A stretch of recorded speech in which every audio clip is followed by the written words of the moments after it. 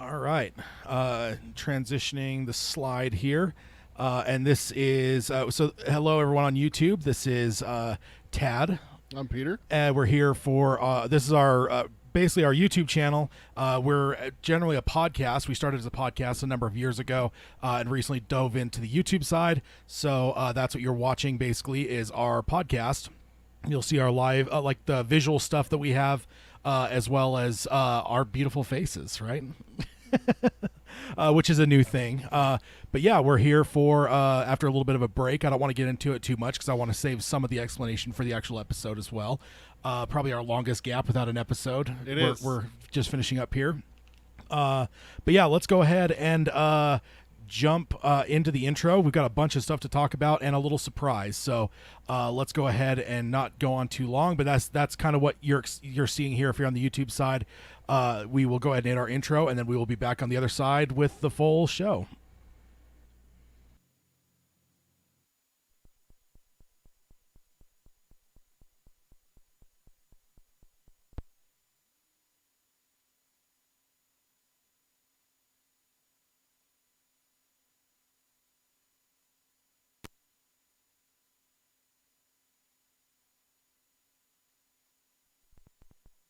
I will have to add the intro after, as a matter of fact. We are actually on Skype, which we'll talk about in a second. So for the podcast, you will have already heard the intro, but people live stream will not get it. Looks like I can't do two things at once on here. Can't do them both. Stupid Windows. So hello, this is Dark Tower Palaver. This is our podcast covering Stephen King's magnum opus, the Dark Tower series. My name is Tad. And I'm Peter. And we're here for, I guess I could change the slide to where you guys can actually see where we're at. We're at Roundtable 109. And yeah, if you're kind of following along with us live, you probably noticed we haven't been around for a bit. We'll talk about that in just a second. But what we want to do is introduce our special guest we have on with us today. And it is Jeremy with Dark Tower Radio. Hello, Jeremy. Oh, let's see. There we go. Sorry, one more time. Hello, Jeremy. Hey, guys. How are you? I'm so happy to be here with you guys. Just a huge fan of the show, so... Yeah, definitely glad to have you on. I was actually on your show. I think it was it probably about almost over a year ago now, I think. If I was looking at the, it doesn't feel like that long ago. It feels like maybe 6 months ago, but I was looking at the Skype history there, and it looks like it was like July of 2020. Time has no meaning the last couple of years, so. Yeah. But yeah, we've been actually wanting to have you on as kind of, we've talked about this on Twitter a little bit with some of the other podcasters in the Stephen King realm, of kind of cross-pollinating and kind of having guests with each other. And I think me being on your show was the first one, and then I've kind of dropped the ball and not got you on sooner, but we finally got it here. Like I said, it's only been 6 months, right? Only, yeah. Yeah, I mean, I can barely keep... Every time I record a new episode for my show, I'm having to pull up my episodes on Apple, and they're like, what episode am I on? Like, when was the last... I mean... It's just with this past year, it's been so crazy. I mean, you guys, I'm preaching to the choir, but getting episodes out as frequently as I used to, and being able to find time to record is just. You'd think it would be easier with everybody, kind of stuck at home and things like that, but it's honestly been harder just because people's schedules are just so out of whack now. It's hard to nail guests down and get things done the way I used to. So. Yeah, definitely. And we've actually we haven't had a lot of guests actually. We've had some call-in shows with listeners, and we've had guests have not been a regular thing on our show. Definitely something that again as me dropping the ball, I've definitely intended to have guests over the years, but have not been very good at following through on it. It is definitely tough to do. That's for sure. He keeps telling me no every time I tell him to get Uncle Stevie on. No, I don't tell you no. I just say that I don't even know if he knows what podcasts are. Is all I say. Because I mean, I don't know. Although that actually changed recently because he did tweet about a podcast. I'm like, okay, he knows what podcasts are. That's the first step. He needs to know what they are. And then from there, that's the rest. Then the much bigger journey of actually, getting Uncle Stevie. That would be the ultimate, of course. But yeah. So yeah, let me hit the intro stuff real quick. First of all, I'm going to warn you guys about spoilers. This is a roundtable, so if you haven't finished the 7 primary books, you may want to cry off this episode and stick to our book clubs, because the ending, whether it's the ending of the book or ending of characters or ending of story points, whatever, there's a lot of ending things that tend to just pop up in random conversations when it comes to these roundtables. So if you haven't finished it all, it's on you at this point, because that was your warning. And then if you want to find us, you can find us on Apple Podcasting, Spotify, Stitcher, any podcasting service out there. If you could subscribe, rate, and review us, we'd appreciate that. You can find the show notes at darktowerpalaver.com. We have some welcome questions if you're a new listener. We want you to reach out to us as part of our extended quartet. We have some questions that we've come up with over the years. Questions you can answer. You can answer one of them or all of them. Kind of lets us know who you are as a Stephen King fan, and as a Dark Tower fan. Then if you want to support the show, you can do that on Patreon. It's over at patreon.com/darktowerpalaver. And then if you want to contact us, Peter can tell you how you can do that. Best way to reach us is email. It's darktowerpalaver@gmail.com. We're also, like Ted mentioned earlier, we're streaming our shows. It's youtube.com/darktowerpalaver. Make sure to like the video, subscribe, ring the bell so you can get notifications. And then our social media is facebook.com/darktowerpalaver. @darktowerpod is our Twitter. And then Instagram is darktowerpalaver, all one word. And then just to throw it out there as well, we do have our merch available on TeePublic. It's teepublic.com/user/darktowerpalaver. I've got a good Dark Tower shirt. You do? I forgot my shirt today. I'm so scatterbrained this last couple of weeks. It's all right. Your shirt's nothing but slander anyway. No, your normal shirt. Oh, It's my just normal slander. one? Hashtag Ted is terrible? That's not slander, sir. That's fact. So yeah, I just wanted to also just let everyone know, if you haven't followed us on social media, we had actually planned a tiny bit of we moved some episodes around and stuff because of vacations, just normal summer stuff.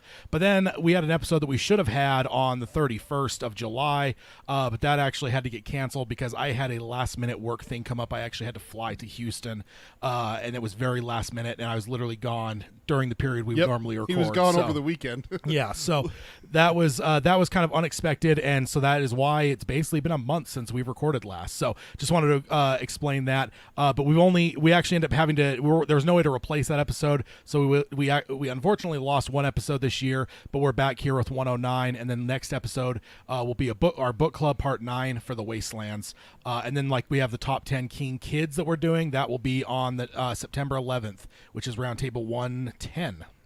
So that's just the last bit of the housekeeping. So, Jeremy, I think we may have had some similar conversations on your show, but why don't you tell us your Stephen King origin story, and then potentially if the Dark Tower origin story doesn't fall inside of that, we can make that the second question.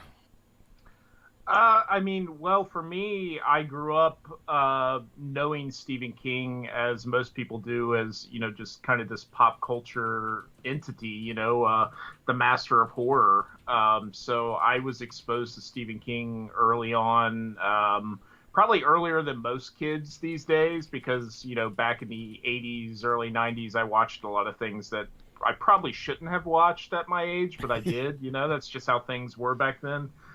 So I knew Stephen King mostly from, the adaptations, both TV and film. I remember getting excited for a lot of the TV limited or miniseries adaptations. But I didn't actually read my first Stephen King book till I had, already knew who he was. And something I always tell people on my podcast, I've told many times, is, I was always intimidated by Stephen King with the size of his books, even though I had this huge love and fascination with his stories from seeing them in film and TV. I was always I would go to my local bookstore and pick up his books off the shelves and be like, oh, this, I really want to read this. But then I would start kind of moving my hand this is kind of heavy. I don't know.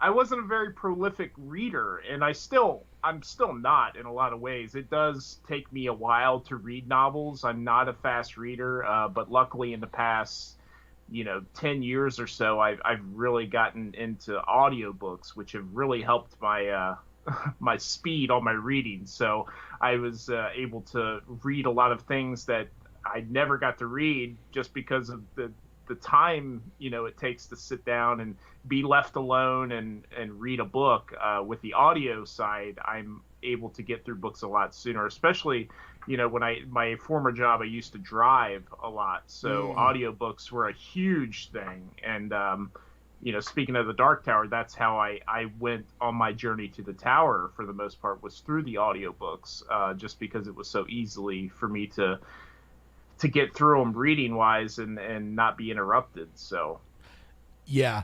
So in terms of where did the Dark Tower fall in your, I guess, exploration of King? Like you said, it definitely helped you to get into the audio realm, but like, how many had you read before that? And like, was Dark Tower, how did that get on your radar ultimately?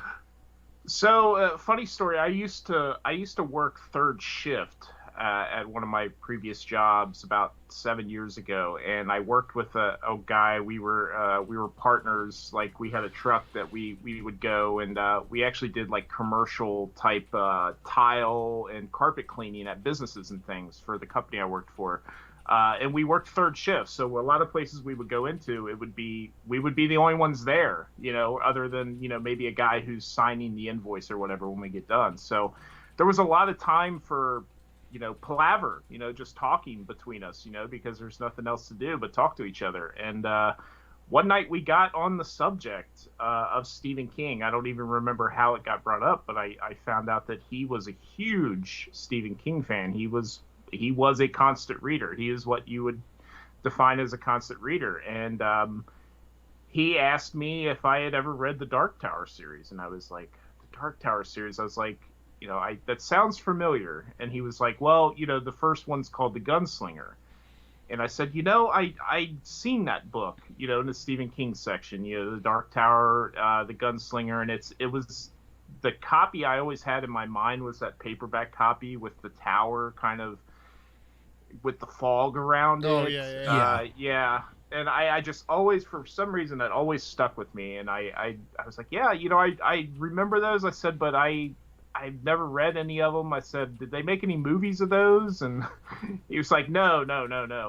And but long story short, he just started talking to me about the Dark Tower series and started talking to me about the Stephen King multiverse, which just kind of blew my mind because I had never heard this before. I didn't know Carrie and It and The Shining had connections, and there was, all these things going on. I didn't know any of this. I was like, whoa, wait a minute.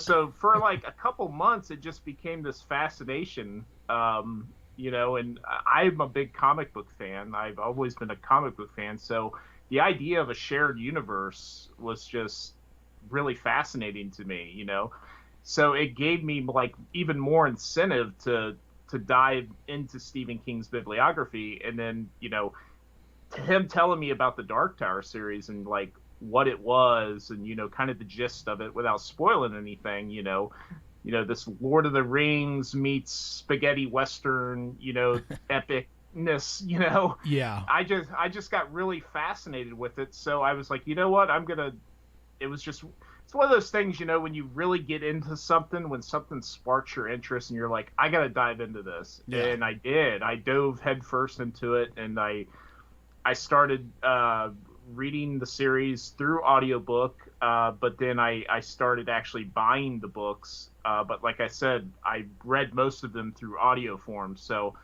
I believe it was 2000.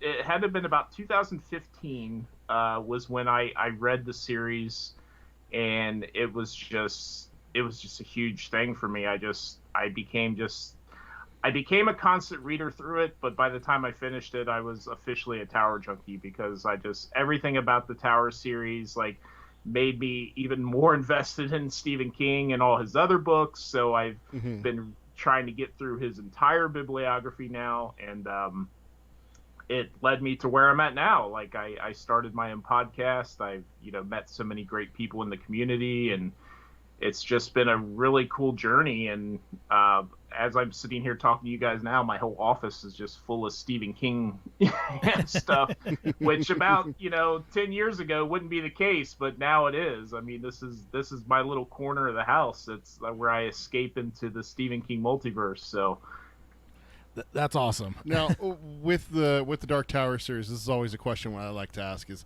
did you ever stall throughout the series? Famously, we know Tad got stuck on book 4. I got stuck on book 5. Was coincidentally enough, turned out to be our favorite Both books. of our favorites, long term. So, just curious, did you ever get stuck with going through the series the first time? It's funny. I feel like I'm in the minority when I get asked this question because I too got a little stalled in book 4. I remember the backstory flashback just kind of turned me off a little bit at first when I started reading that one. Yep, that Sounds was familiar. That was me, definitely. Yeah, I was not happy with it.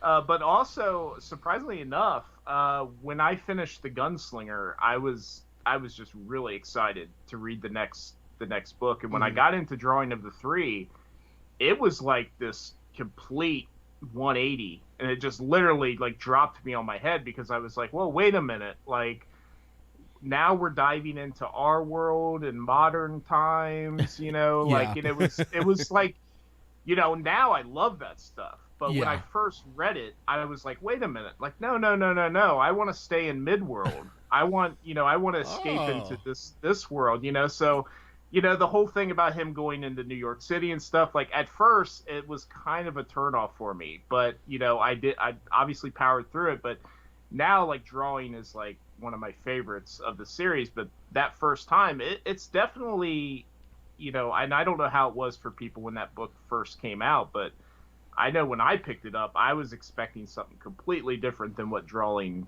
offered. So, no, that makes sense actually, because we've talked about it. Is that there's sometimes with people where like, here, try this series, The Dark Tower, and they're like, oh well, this Gunslinger book, I don't know if I'm going to like this. It's like, okay, skip it and go to Drawing of the Three. Just skip it and go to book 2. It's interesting to see the opposite of that. Is that you were so enamored with Midworld with Gunslinger that you didn't want to incorporate like our world and everything. I've never heard. I think he's the first I've heard that's had that, but it makes perfect sense if you're such a big fan of the Gunslinger style and everything. Yeah, Drawing of the Three is vastly different. So. Yeah, and I think it's the escapism, right? It would be like reading The Fellowship of the Ring, and then all of a sudden the Fellowship go through a door and they're in Chicago, 1985. It would be like, whoa, wait a minute, like what is going on here? Like, no, Yeah, indeed. And I'm like the exact opposite. Like I didn't mind the first book, but I wasn't as like hip to it as a lot of people. And like just in general, like I knew what the Dark Tower, like I heard that it was this big series and stuff, and I was just like, man, if this whole thing is like this book, like I don't know if I can do it, because like I got through it and I didn't necessarily hate it, but it wasn't necessarily pulling me in. Like, yeah, but like the second like he opened that door and you see it was the inside of a jetliner, like I was like, okay, I am fucking hooked. Like that was the end of it for me. Like that, the reason we're here doing a podcast on our side is, because of course I lured Peter into all this, is because of that whole shift of like looking through a doorway on the beach of this completely different world and seeing the inside of a jetliner was that was just batshit enough that I was like, okay, I'm fucking in. Yeah. But the fish out of water stuff really becomes, a huge part of the series, right? Yeah. So, I mean, if you don't get on board with it at some point throughout the series, I do feel like you would be, eventually turned off by it. And luckily it grabbed me, but I fully admit early on, like I was like, I don't know if I like the fish out of water kind of thing. I kind of want to stay in Midworld. I want to see, but I think King eventually, you get the best of both, you get to spend a lot of time in Midworld exploring all these different, locations there, but then, also enjoying those moments when Roland is in our world, or at least a level of our world. And, those are fun moments too. So that is something that I really do like about book 5, which is one of the reasons why it's one of my favorites, is that you don't get to see Midworld as it was, the height of Gilead, the gunslingers running everything, but you see what the world has, the world has moved on. This is what the world has actually moved on to. Yeah. It's not necessarily Tull is what it's like everywhere. Yeah. You get to see the Colossus where there is actual flourish of, society and towns and stuff like that. So they even mentioned like in that one that there's other places down the river, there's like a Las Vegas down the river where you can go and get a girl and stuff like that and everything. Yeah. And that was one of the reasons that book 5 for me, that world building. And book 2 didn't do a lot of world building, really. No. We talked about that just recently, finishing up our book clubs with book 2. Is like, man, It really doesn't add much to the world, does it? Because Eddie even calls it out specifically. Like, you still haven't told me shit about the tower. Yeah, or the world itself. Like Yeah. outside of some animals, some lobstrosities. Lobstrosities, and that's about like it. yeah, like maybe the wildcat. We like in general, you don't like you literally you're just on a beach. That could Yeah. easily be a beach in our world, except for the lobstrosities. Like, Yeah. So yeah, there really isn't that much otherworldly in book 2. Really, like it's so much more our Yeah. world, and then obviously book 3 is where things shift, and we definitely see a lot more of for Roland's sure. world again after having seen a bit of it in book 1. But overall, I never really thought of the ratio, but overall the ratio is pretty low for our world. Yeah. Like it's heavy in book 2, and then like book 5 you start to see it again, or 6 and stuff when you start to move back in toward the tail end of the series when they're moving through doorways and stuff. But like Yeah. we spend a lot more time in Midworld long term. I guess I've never thought of like how much time do we spend in each world. What's the ratio? Yeah, I've never thought about that till just now. But yeah, we definitely do spend more. But up front, you read one book, then you read book 2, and it's so much focused on our world that it's like, oh, okay. It almost feels Yeah. like maybe a 50-50 balance. It may feel like at that point after you're done with book 2, you'd be like, okay, this is a pretty even split. Yeah. But then the rest of the series happens. And Yeah. It's almost like if you were going to look at the Dark Tower series, Roland's journey as like the hero's journey. Book 2 would kind of be that part of the story where you're setting up, the pieces. You're setting up his companions, right? Yeah. Putting those pieces on the board. Yeah, and exactly. That's kind of what that book is all about. So yeah. Yeah, and taking him down to size a bit. We Peter was definitely not a fan of the losing the fingers Oh, I was. No. to the lobstrosities. But I've Well, meant that's like introducing Aragorn. You used Lord of the Rings earlier. I'm going to keep with that one. That's like introducing Aragorn or Han Solo in Star Wars, and then lopping one of their arms off. Like make them one armed, or basically, blow up the Millennium Falcon. or blow up the Millennium Falcon. Yeah, or take a Sting from Frodo and just kind of throw it off a cliff and be like, okay, bye sword. We don't care about you anymore.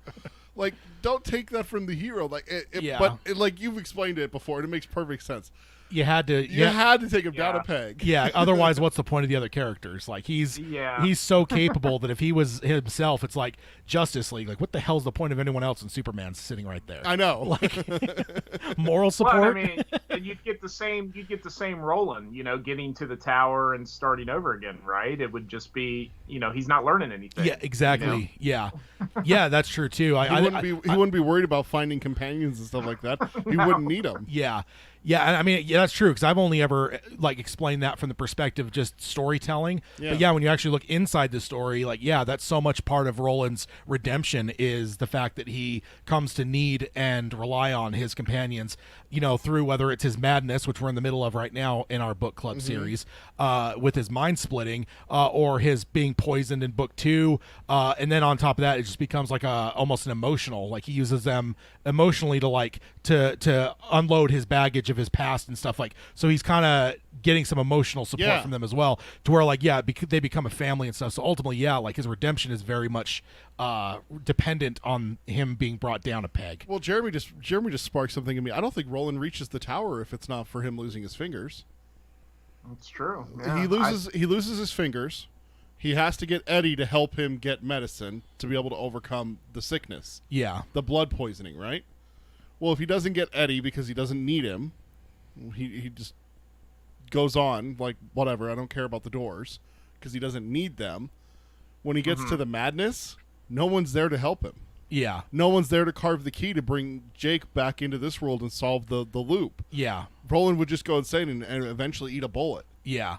Or worse, Shardik would have got him Yeah. because he was slowly slipping and everything like that. Yeah. Roland doesn't reach the Well, tower if he doesn't lose his fingers. Not to mention, even if you got past those things, just kind of hand wave those away. Is he going to beat Blaine? no, he on his wouldn't. own? No, he wouldn't. No. Eddie's the one that beat Blade, not Roland. Of course, Peter, being a big Eddie fan, of course, right. has to hype him up there. I want to mention Cody in the chat said, I'm the same way. I've read pretty much the entire King catalog by audiobook. I think we've talked about audiobooks a little bit in the recent number of episodes, but I will say like they're huge for me, especially as life gets more and more busy. Like I love to read, but I can never find the time for it anymore.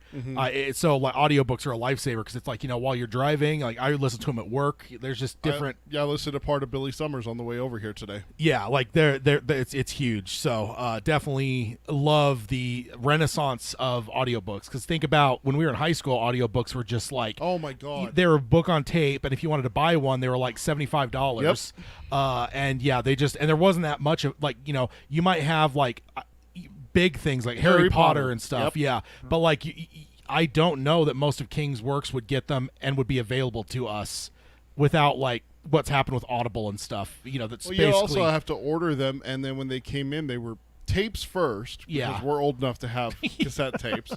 But then also CDs. I mean, I remember book 5 of Harry Potter coming out and going to the local library to check out the audiobook. There was the CDs. Yeah. It's like 12 CDs for Yeah. it. I was like, God, I couldn't imagine this, for this. Not to mention they'll probably get all scratched up and not Oh, they work. were horrible. They were Well, it's horrible. funny.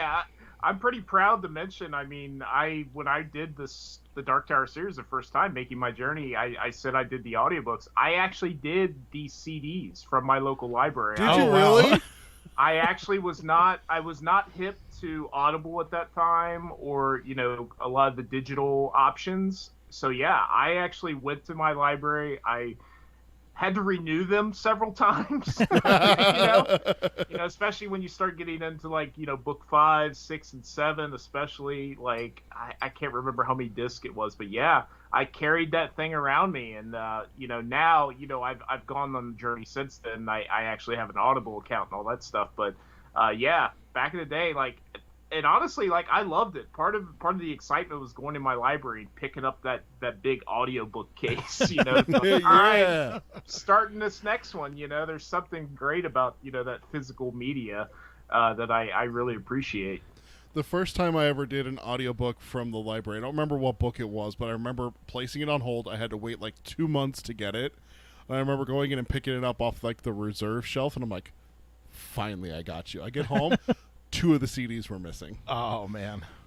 Disc 1 and the last disc. I'm like, are you freaking kidding me? I just looked it up just because I'm just curious. The Gunslinger, The Dark Tower Book 1 audio CD unabridged on Amazon is only $13. Oh, all right. You want to get a collectible and just get like a CD, like make a little art thing out of the CDs? Hey, I'm actually staring at book 1, 2, and 3 on my desk right now that I actually purchased from a gentleman on one of the Stephen King, buy sell things on Facebook Marketplace. That's awesome. He sold me the old cassette versions. So wow. Yeah, I mean, I spent, I think he sold them to me. I think I spent like $15, but. Pretty cool piece of history, though. I have the boxes and everything. I don't know how well they play. I don't have a cassette player readily to use, so. But So you said book 1? Yeah. That one is probably the Frank Muller version. Oh no, it's actually read by Stephen King. Actually, okay. It's the Stephen King by one. the author version. Yeah. Okay, so as I'll say, because if you're talking cassette, you're talking before the 2003 refresh of the first book. So yeah, you're talking the non-updated version, which is either Frank or Stephen. He's done both of those. Have done book 1, and then of course George with the newer version. So. Yeah, definitely. One thing you get nerdy about is the different narrators as you go too. So what is your favorite book of the series? I have to say, I think when I first finished the series, book 7 was my favorite, but I think that was just a product of like in that moment, getting that conclusion, and there's a lot of great things that happen in that book. But after sitting on the series and actually going back and rereading, it's been narrowed down to The Wastelands is my favorite book of the series, and I just actually reread that within the past couple months just on a whim. I just wanted to read The Wastelands, and I read it, and that one is definitely my favorite. I think I just love all the character moments. I love the settings in that book. A lot of the conflicts that the Katet have to deal with. And I talk about my love of Midworld. Like, I mean, the places you visit in the wastelands is just it's so cool. You know, that's the stuff I want to see on screen. Is that Lud. that type of stuff? Yeah. Yes. Yeah, Lud, the pubes, the grays, all of them. See them, see their war. What's his name that gets killed on his birthday? Oh, there's a trivia for you. What's the the pubes name that gets killed? See, my problem is I'm picturing Frank's reading, and it's like because the lady screeches the name, and the other name that gets screeched is Ermot, Rhea's snake, and so Ermot stuck in my head. I know that's not right, but she kind of wails the name of that snake too. Is it Winston? It is Winston. Okay. Yeah. Oh, okay. As soon as you said that, yeah, it clicked. Yeah, I was trying to think of what it was, but You killed Winston, and it was his birthday. that's awesome. And you also answered why. So what about favorite main character? I mean, it would have to be Roland. Honorable mention is Oi. I love Oi. I love everything about that character. But yeah, I love Eddie. Obviously, Eddie's definitely up there, but it's got to be Roland. I know that's kind of the easy answer, I guess, but I think he's the character that you go on this journey with, and he's the one I think that has the most development as you go through the series, and it's just yeah. I mean, it's an easy answer, but it's got to be Roland. And I would actually challenge you on that it's easy, because honestly, I haven't kept track. Now that I'm thinking about it, I'm really disappointed I haven't. But over the years, I can definitely say when we've got answers to this, Roland, Jake, and Eddie are kind of the top. Like all three of them have had a lot of mentions. I don't count Oi because he would also be up there really high. But we've heard a lot of people with Roland, Jake, and Eddie. Those three have been absolutely.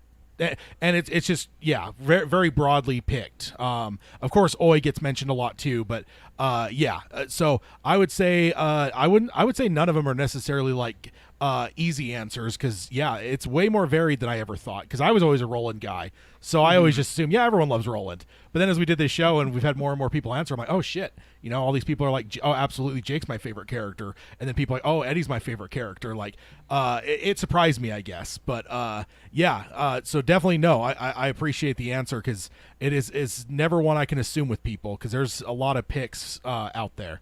Of course, Flag too, we got to mention him, right? No you don't. Well, yeah, I mean, speaking of the Wastelands, that's when we get that big reveal, right? That the Man in Black is actually Randall Flagg. So that was a huge moment. Yeah, absolutely. There's like suspicions before that in Gunslinger and everything, but it's like confirmed in Wastelands. Mm-hmm. Yeah. And what did you think about when you were reading through the series? You read it after everything had come out, right? Yeah. Okay. So I didn't have the. I know where you're going. I didn't have that long, painful wait that and even my friend that I mentioned that turned me on to the series. He was a part of that. Like he got the books as they were released. So yeah, he already, when I got through Wastelands, he was like, "Oh, you're so lucky you don't have to wait, all these years to find out what happens." So yeah. Yeah, that's 6 years. Yeah. And with that cliffhanger, that's a long 6 years. That's a long time. That's brutal. I wonder if there's fans out there who read Wastelands and went, "Is it coming out? Is it after a couple years?" They're like, "I'm gonna stop checking," and then they never read Wizard of Glass and found out what happened. That'd be so sad if that was the case. Oh man, that cliffhanger, man! It's so good. It still hurts me though. And I didn't even have to wait that long. No, but still, it's like, how dare you end it there? Well, it's kind of morbid, but I know Uncle Stevie has mentioned it. I feel for those people who passed away. In those 6 years. Yeah, I get a feeling that when he gets to the clearing, he's going to have a lot of people sitting there tapping their toes, waiting on him. Yeah, because he mentions the older lady that got some kind of terminal like cancer or something, and then the guy on death row. Or the two people he mentions at different points that reached out to him. I remember the old woman and her saying, like, "Please just tell me, like, do they ever make it to the tower?" And he wrote it back and he's like, "I honestly don't know." Yeah, because he didn't write it with an ending in mind for the series. He wrote it with an ending in mind, usually for the book that he was writing. Yeah. Which is so crazy. Could you imagine being in those shoes? Like, it would be tempting for me to just give her some closure and be like, yeah, they make it. Yeah. There's always that thought in the back of your mind, probably as an author, that like, yes, I could give her some closure. Yes, I feel bad, but the cynic in me is, she's also just gonna go sell it. like that's true. Yeah. I mean, I can't tell you the time that I've heard about people going to get like an autograph from someone. I better not see this on eBay. Yeah, and that's why a lot of people want to do autographs that are like to someone, because then there's no value in it. Yep. Really. Like, if it's hey, to Peter, it's like, okay, well, cool. Now it's not as valuable if the person just signed, right, the baseball with their name on it alone. So exactly. They say it's all about, oh, let me personalize it to you, but really in their head they're just like, I'm going to stop your sorry ass from throwing this shit on eBay. Yeah. So I'm kind of going through our questions for our new listeners, because I think they're just great questions to kind of gauge people. Yeah. What about favorite mid-tier character? So the way we define that is these are characters that show up more often or are really important to the book that they are in. Examples like Cuthbert, Court, Stephen, Deshane, Rhea, which of course is Peter's favorite, Crimson King, Stephen King. It's like, because next we have low-tier characters, which are like ones that are like really small characters. So these are ones that are maybe important to the book that they're in, but they don't really show up all over the place. I would probably have to go with the Crimson King. I was just, and I still am in a lot of ways. I was just really fascinated when I found out in the series as I was reading that there was not only Flag, but there was somebody above him. There was this, man behind the curtain, and I was one of those people that fell into. I got really interested and kind of obsessed with this reveal of the Crimson King and getting to see Roland and the Crimson King, meet. And, we know how it ends, where we don't get what we expected with the Crimson King at the end. But I still really love that buildup and, just the fact that almost like Flag, like you even as you're reading the series, like once you know about him, he's always present, in the pages, even if he's not even mentioned. It's just he's kind of he's there. There's that presence, and I think that's what I liked about the Crimson King, and just a cool name, and aside from the way we know he is at the end of the series, like a lot of the artwork and stuff that we've seen of the Crimson King is just. Man, he's just such a great character. You say the artwork, and the first picture that comes to my mind. It's a throne with all the skulls where he's like cloaked in red and you can't see his face. Yeah. But he's got like the gnarly hands. Yeah. Is he holding his staff, or is he just like holding on to like the skull on his throne? That's the first image that comes to my mind when someone says the Crimson King. Yeah.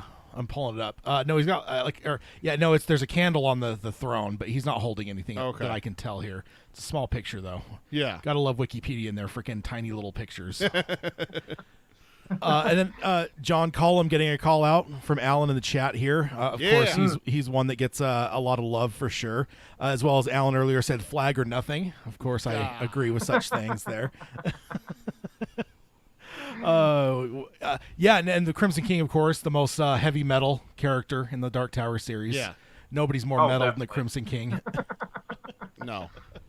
Well, especially reading the Dark Tower comics. I don't know how far you guys are into those. I know you guys were starting to get into those, but he definitely gets a lot of really cool pages in those comic books dedicated to him, and there's some really good artwork of the Crimson King to kind of expand upon him, because like Peter said, like the first image you think of is him in the red cloak, and he's kind of in the shadows, but Robin Firth and the artists with the comics, like they really give us a lot of really cool images of the Crimson King, like exposed, so I definitely recommend those if you haven't got back into those. Yeah, we need to. Yeah, we're definitely going to. We definitely need to for sure. Another one of those things that and I've purposely not read any more than what we've done on the show, because I love that the Head in the Sand first time through. You guys get to see, especially now, you get to see my reactions as we as we go through. As we go through and talk about it. Yeah. And then the last one for this little branch of questioning is low tier characters, which are characters that are not even extremely important to the book that they're in, let alone the series. People like Allie or Sylvia Pittston, Sheb, Barlow, Moses Carver, just kind of ones that they just pop up, small portions of the books they're in. Is there any characters like that? Almost background characters, kinda. It's not really the right term because they're not really in the background, but any characters like that jump to your mind as favorites? Well, I have two. I don't know if they would fall into that category, but I really liked Andy the robot in Wolves of the Kala. And Dandelio, but I would argue that Dandelio is kind of an important character, even though he only shows up in one book. But I really love that part of book 7, the whole meeting with Dandelio, just because I'm a huge fan of it. It is always like fighting for my top spot for favorite Stephen King book. That and The Stand is like always like, depending on what time of day you ask me, it could be one or the other. But that's you.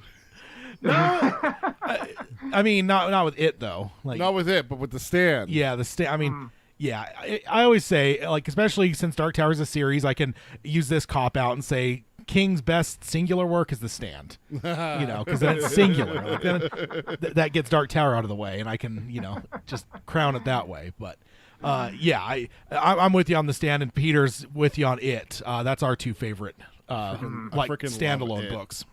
But so seeing a character like Dandelio pop up in the Dark Tower series, it started opening up, much like with the Dark Tower series, it started opening my mind up to all these other questions. Well, who is Dandelio? Where did he come from? Is he related to it? Is he from that last egg that was at the end of it that they didn't destroy? Like, there's just all these questions I had that I still ask myself constantly, and I know Uncle Stevie has confirmed that they're not the same, but they could be, of the same species. So, Yeah, definitely. Yeah, we actually covered something. It was like a kind of a fan theory that it is actually more closely related to the Crimson King. Because of some of the things the Crimson King says in Insomnia. Yeah. There's some stuff he says in there that very closely line up to what Pennywise says about himself. So, I mean, I can't recite it all, but it was actually a very, very compelling fan theory. Of course, it takes place in Derry too. So, you have to ask that question of why was the Crimson King in Derry? I mean, obviously we know in terms of the larger picture, but, there's a pretty big character that is in Derry, from the other Stephen King stories. So it's like, you have to wonder that, right? Yeah, definitely. But I'm with you with Dandelio, and for me, it wasn't even the it thing; it was the foreshadowing. Because we were warned about Dandelio, so there's just like this build towards him that that almost had me sold on him before we even got there. And then when we got there, it was just like it was all so creepily not creepy. Like, it doesn't seem creepy. It seems normal. It almost seems like you're in like a Christmas village. So it just seems very innocent and innocuous, and it's like that made it more creepy to me. And then of course you don't realize it's Dandelio because it's like you're saying that it's quiet, too quiet. you had one of those moments with Dandelio. It's like we're getting closer to the tower. You just understand that things are probably gonna get more dangerous. So for the fact that you get to this basically Christmas village and things are all normal and stuff, there was just I've read too many Stephen King books. This isn't gonna which is funny because the closer they get to the tower, the less danger they're really in. I mean, the only thing that's holding them back slightly is Mordred. I mean, yes, the Crimson King's trapped, but okay, he's trapped. We don't have to worry about him coming and getting us. If you took Mordred out of the equation, the only danger they would face from when they get out of the tunnel with the creature that's chasing them in the dark to the tower is the cold.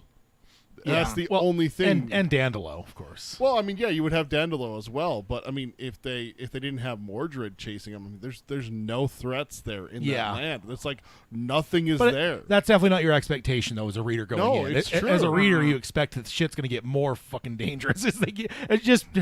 It's narrative storytelling, right? You just expect the closer the characters get to the end, whether it's a movie or a book or whatever, that's when a character's going to get killed because you just have to do that. So Shelob wasn't in the forest in Two Towers or anything. No, she was all the way at the doorstep of Mount Doom. So yeah, so it kind of turns it on its head, right? The Dark Tower does, because even after they get past Dandelio and he's defeated Mordred, you're like, well, the Crimson King is still at the tower, even though we know he's trapped. But at that point in time, the Crimson King had been built up to the point where we're like, well, who cares? Like, if he's trapped, he's still a threat, right? Roland still has to face him, but then it's not what we expected, and to make it kind of funny, you could say that Roland defeats 2 Santa Clauses on his way to the tower. I mean, 'cause even the Crimson King's like this mad Santa Claus character, right? So yeah, I always picture him as the guy that plays Jigsaw.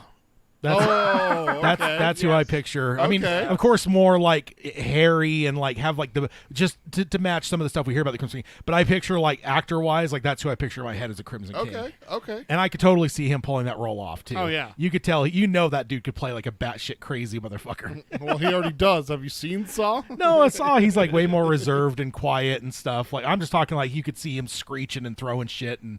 If you come up with the reverse bear trap, there's something wrong in your head.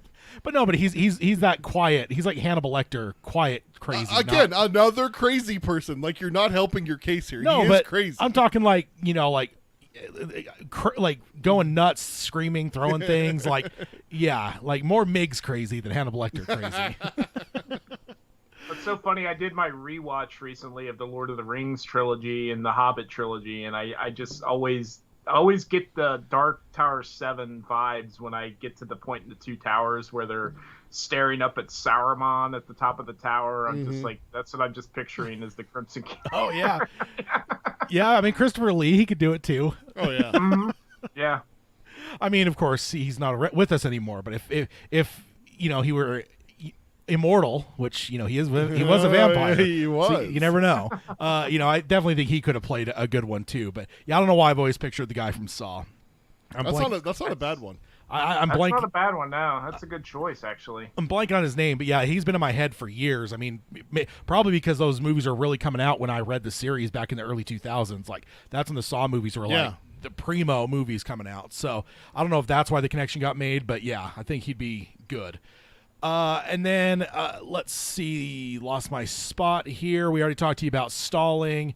Do you have any kind of cadence for rereading the series? Do you kind of make it a point to reread? I mean, you just mentioned you reread book 3, just kind of out of the whole loop or anything. But do you kind of make a point to reread the whole series at any given time, or is it more of just you're drawn to it and you do it? I've read the series twice now, which doesn't seem like a lot. Probably not even to you guys, but I know there's people out there. I mean, they've read it so many times. It's amazing. But being kind of new, relatively new to the entire mythology of Stephen King, like I've read the series twice, but I'm still making my way through his actual bibliography.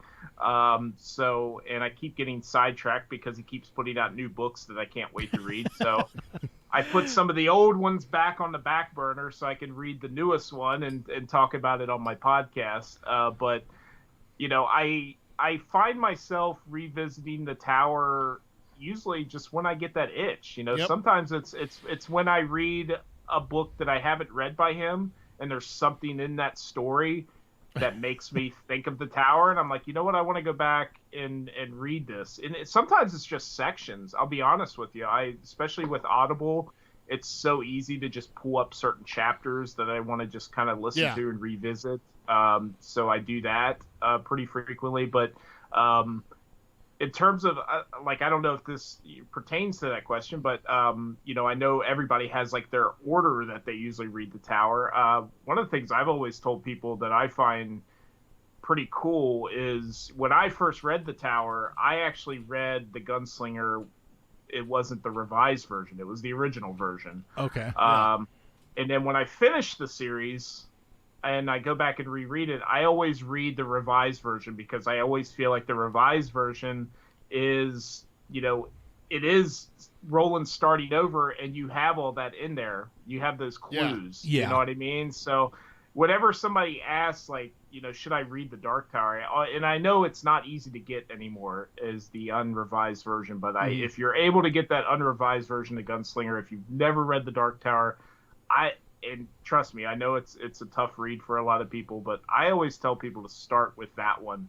Don't read the revised Gunslinger until you've finished the journey and start over, because that's what it is, right? You're starting over, and that revised version, it almost feels like a book 8 in a way, because it does have some differences from the original Gunslinger. Yeah. So it almost feels like the next book in the series in a way, So I've always really liked that. I don't know if that's something King did on purpose. I know he was going in it to kind of fix some continuity things, but it is funny when you reread the Gunslinger and you read the revised version. It's almost like it's meant for those people who have been on the journey already one time around, right? Yeah. No, I 100% agree with you on that one. The revised one definitely does, because I have the unrevised copy. Yeah. So when we did our book club, you were covering Yeah. the original. I was covering the revised version. And it was interesting to see, like, there's a mention of a Tahine in the revised. That's not in the original. I remember that. And he also mentions Susan by name a couple times. Yeah. I don't think she's mentioned at all in the unrevised one. So I could be wrong about that, but I'm pretty sure that she's not. But yeah, it definitely feels like, like returning readers, like reading through again, that revised version definitely plays towards them more. I definitely see what you're saying about that. Yeah.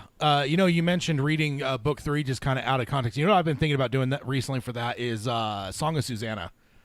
I've been thinking about just reading, because we talked about that, because I feel like that one gets shit on a lot, and I really don't think it's deserved. Like last time I read through the whole series, I'm like, dude, there's some really good shit in this book. But I think what happens is that people just blur it all together between 5, 6, and 7. That people don't give it credit. So I think one of these times I want to just read it completely out of context, not reading book 5 or 7, and just read it on its own, so I could really have a clear indication in my own mind of what's there. Because like last time I read it, I was really trying to pay attention. I'm like, dude, there's some really kick-ass shit that I love at this series. Oh, the showdown! It's in that the showdown book. in Maine at the grocery store is phenomenal, and that's in Songs of Susanna, as well as I cannot skip Jake's freak out on the cab driver. Yeah, that is golden. That part is so funny. Yeah, there's some good stuff. I really love that book. Last time I really came to appreciate, because again, I think I always lost sight of it in terms of, like I said, those last 3 just kind of merged together in my mind. 6 and 7 for me really merged together. Like, I mean, that's true. 5 stands on its own because it's kind of the 7 samurai stuff. Exactly. So I'll give you that. Yeah, I'm thinking more of just that tail into 5, then leads into 6 and 7. So I think it's easy to kind of merge it that way. But no, you're right. 5 is very distinct. We've both done it, because I think the one I remember for you was them talking about going through the door. You're like, that's in book 5. I'm like, no, that's not. It's the start of book 6. And then we ended up having to look it up that one time after that episode. And then I had it where you corrected me, is that Jake doesn't go into the Dixie Pig until book 7. Like he gets there. Yeah. Like he doesn't even go into it, and like anything happens until book 7. Yeah. So it's like book 6 has just as bad a cliffhanger. Well, maybe not as bad. Yeah. As book 3, but it does have another cliffhanger, but it's not talked about because book 7 was readily available. Yeah. It wasn't a 6-year wait. Yeah, exactly. Can you imagine if it had been, though? I think at one point we calculated out like the years between, and I think we would have got book 7 within the last like 5 or so years. It would have been very recent if he had kept the pacing that he was doing. Like he rushed them because of getting hit by the van. If that hadn't happened, we would have been doing this show in the time that the last book came out. Probably, yeah. So yeah, that's crazy to think about. Alan says Song of Susanna is great, but it also is so disjointed. People don't really know you have to be invested through Wolves and following with Dark Tower. I think people didn't know what to do with it.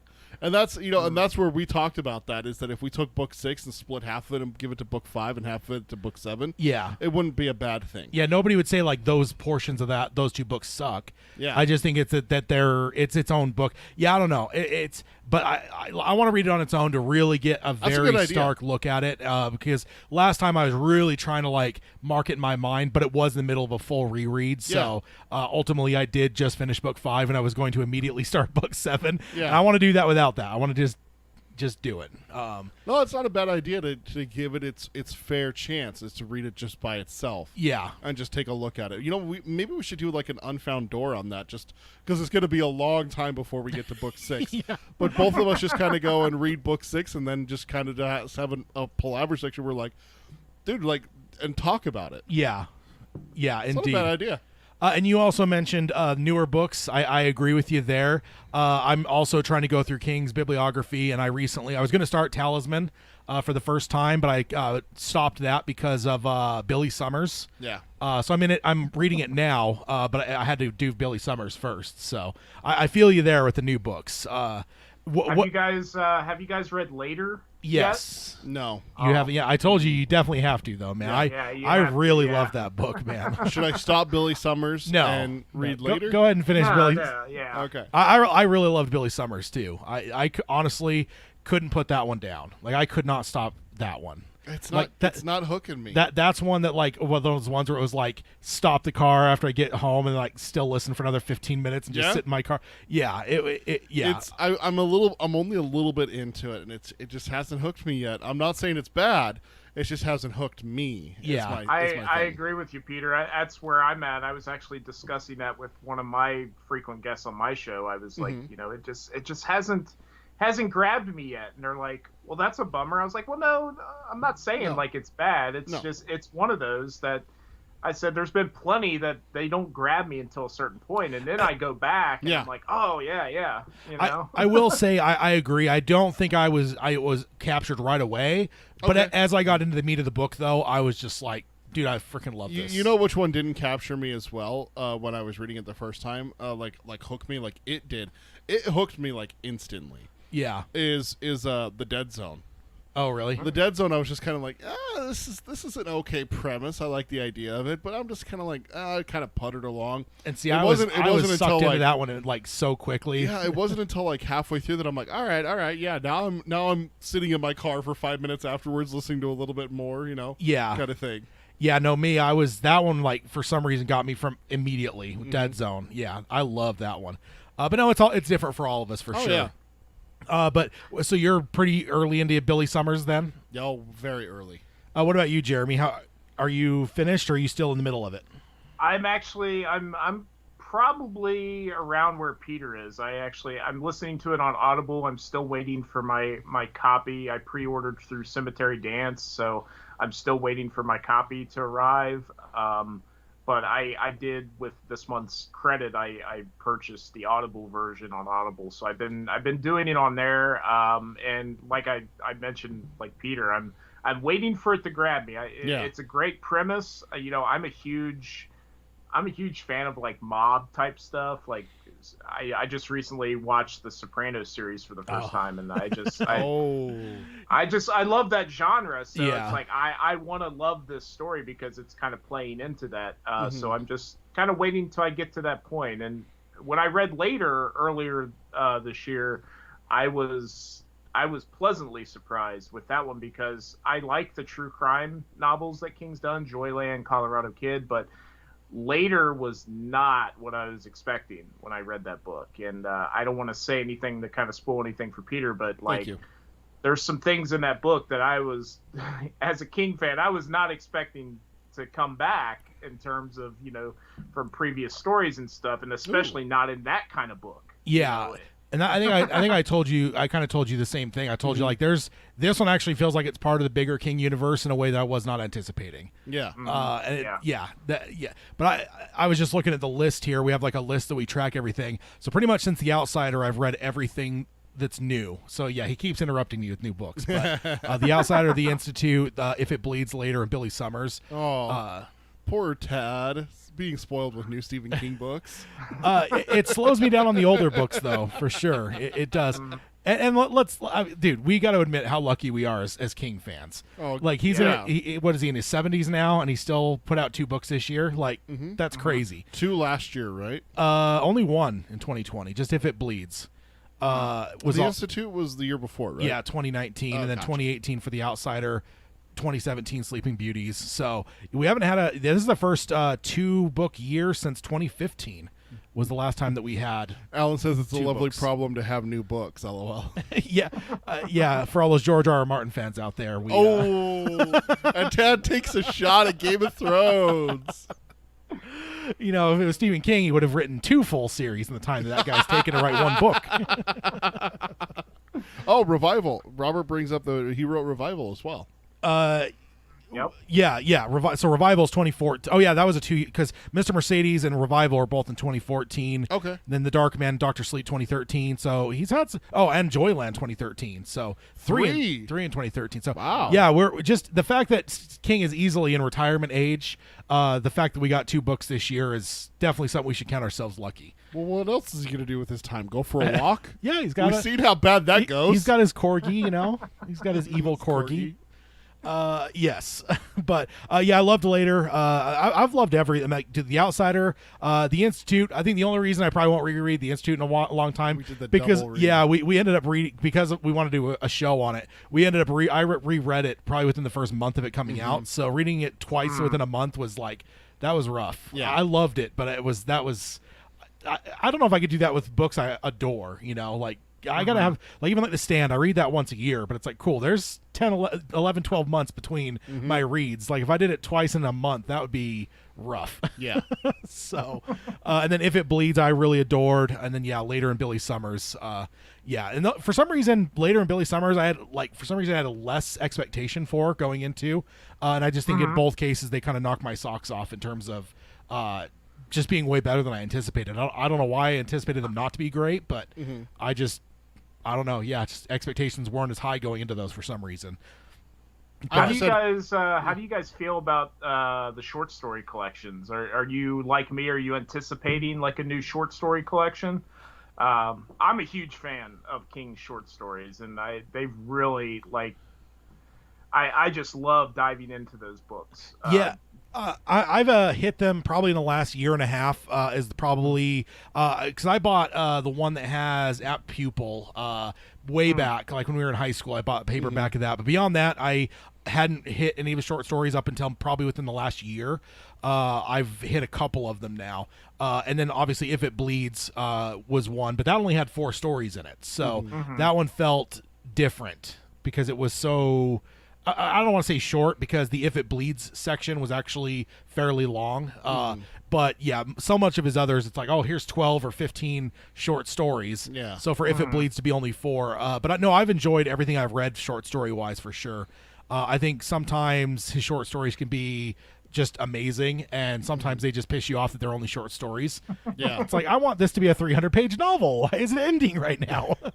Which is funny because I feel like that's what a lot of them are, right? They're especially like in the Night Shift. If you read the Night Shift collection, like a lot of those stories came out before Carrie, so there's a lot of seeds that he planted in these short stories in the Night Shift collection that would go on to become, bigger ideas and bigger stories. There's a story in there called Night Surf, which literally takes place during Captain Trips, and this is before The Stand. So, so that's I really love that because I think in a lot of ways he uses the short story format sometimes to kind of test the waters with ideas that he has, and sometimes he goes back to those and say, hey, let's go revisit that. I wouldn't mind expanding upon that. And the Night Shift collection is I think it's so great just because of when those stories were written, and seeing a lot of those themes come back later on in his career once he wrote Carrie and kind of hit the ground running with novels. A lot of those older stories, like he would revisit some of the themes and monsters and things in those stories. Yeah.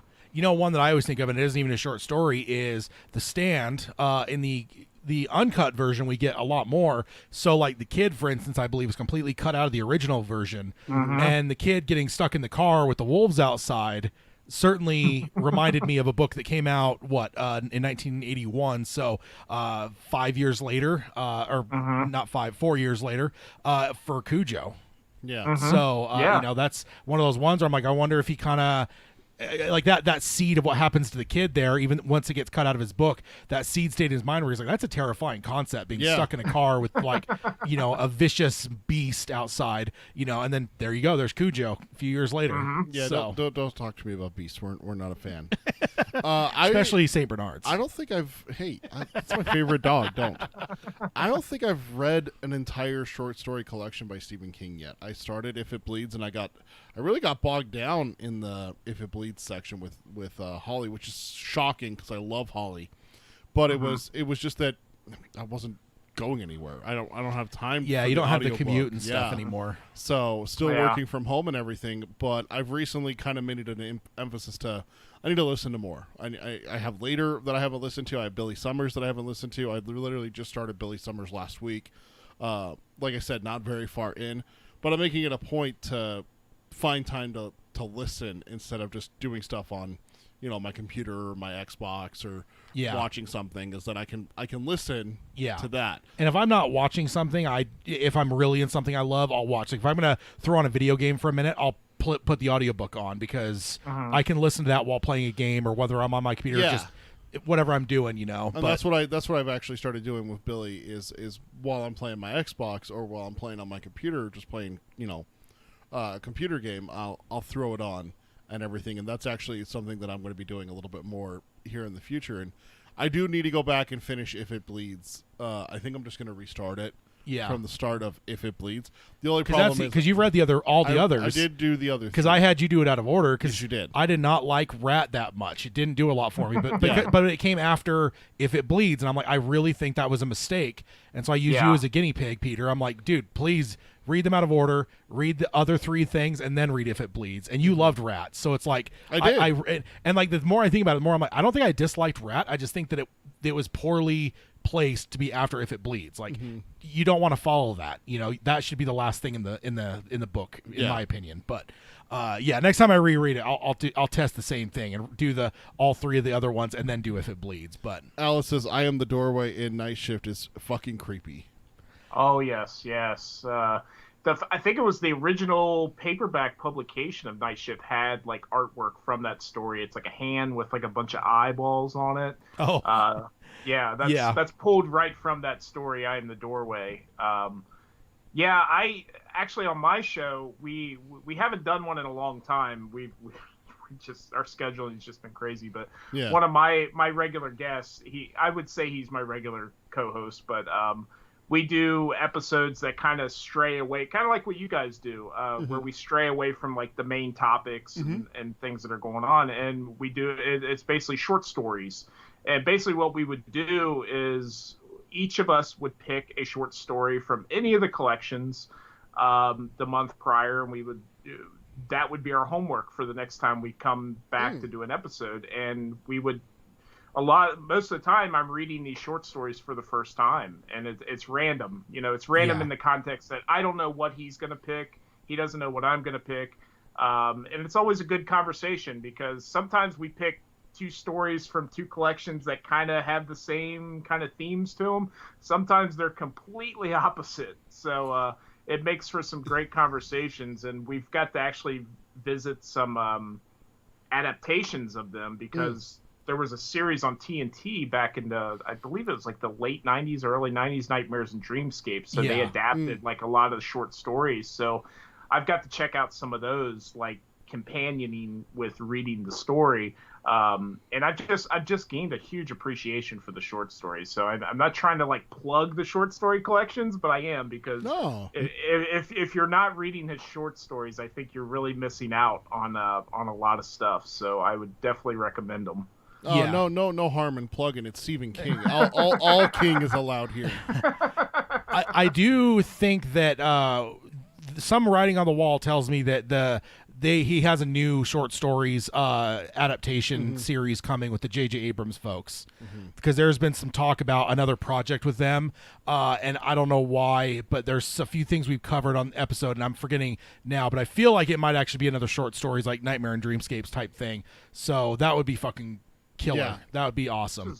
It's long overdue, in my opinion. If you look at like the streamers, they have all these great horror anthologies now. It's like why don't we have a Stephen King one yet? I thought that's what Castle Rock was going to kind of be, but it ended up morphing into something else. But yeah, it's like, why isn't there a Stephen King anthology series? I mean, we got Creepshow over on Shudder that he's a part of in a little way, but Peter loves that monkey. No. Yeah. That monkey gives Peter the creeps. That's how I discovered that Peter doesn't like beasts. I had him watch Creepshow the first time, and he was not happy with it. No. In a good way, of course. I don't handle beasts. It's always been a thing for me. Is that it's so stupid. Do you guys ever have the Georgie syndrome where you're have to go downstairs and the basement is like the most terrifying place when you're a kid? Yeah, I mean, I was always stupid as a kid. My parents' basement stairs had light switches at the top and at the bottom, so you could turn it on no matter where you were. Yeah, I go down to put the laundry in the dryer for my mom or get a can of spaghetti sauce or whatever from the storage room downstairs. I always, as an idiot, I'd turn the stair light off at the bottom. And always in my head, my overactive imagination, I just picture that werewolf coming around the corner and just grabbing me before I could get to the light. Because if you get to the light, you're safe. Yeah, naturally. That's the rule. That's the rule. I turned off the light, therefore I'm the idiot that killed myself. So I'd always book it up the stairs. The worst part was that my sister started realizing what I was doing. So she started putting her foot in front of the door. So a couple times I ran smack into the basement door trying to bull my way through it. I actually have a projector in my basement, and it's hooked to a Roku, for a streamer device. Yeah. And I don't know if it's because the Roku is hooked to the internet, obviously, but for whatever reason, I'll go down in the basement sometimes and my projector is on, and it creeps me out every time.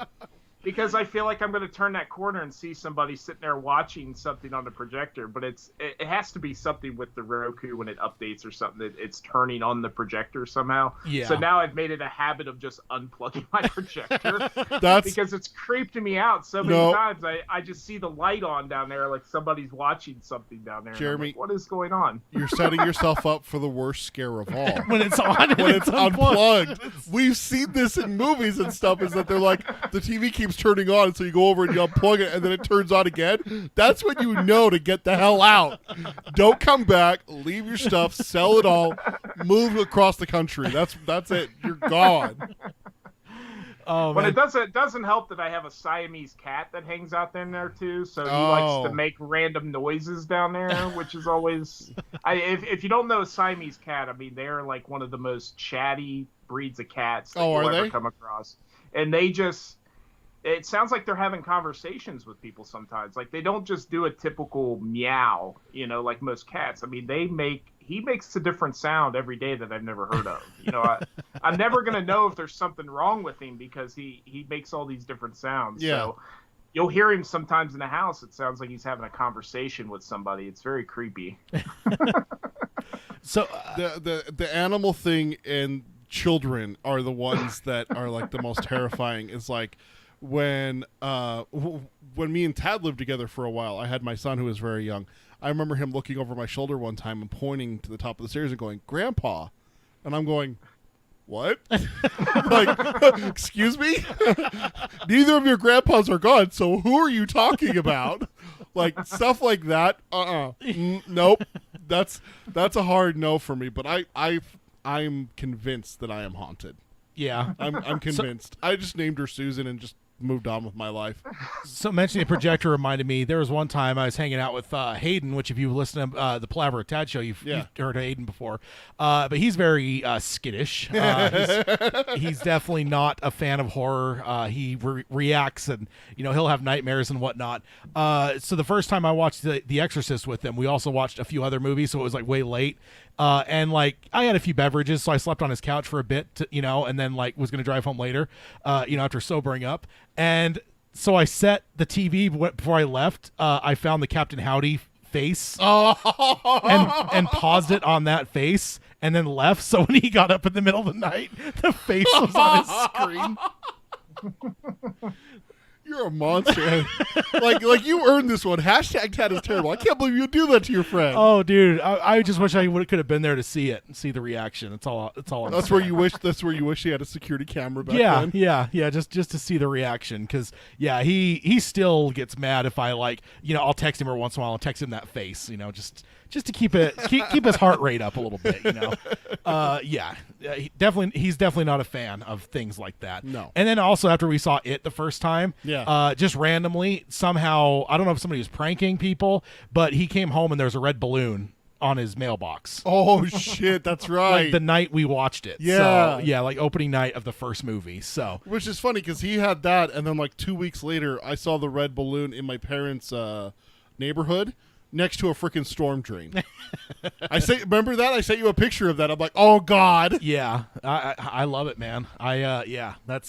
I wish I would have had the forethought when I knew it was coming out. Just buy a couple hundred red balloons, fill them up, and just tie them to cars in the parking lot of the theater, knowing that most people are probably seeing it that weekend, right? Mm-hmm. So that's unfortunate. Mommy, I want the balloon. No.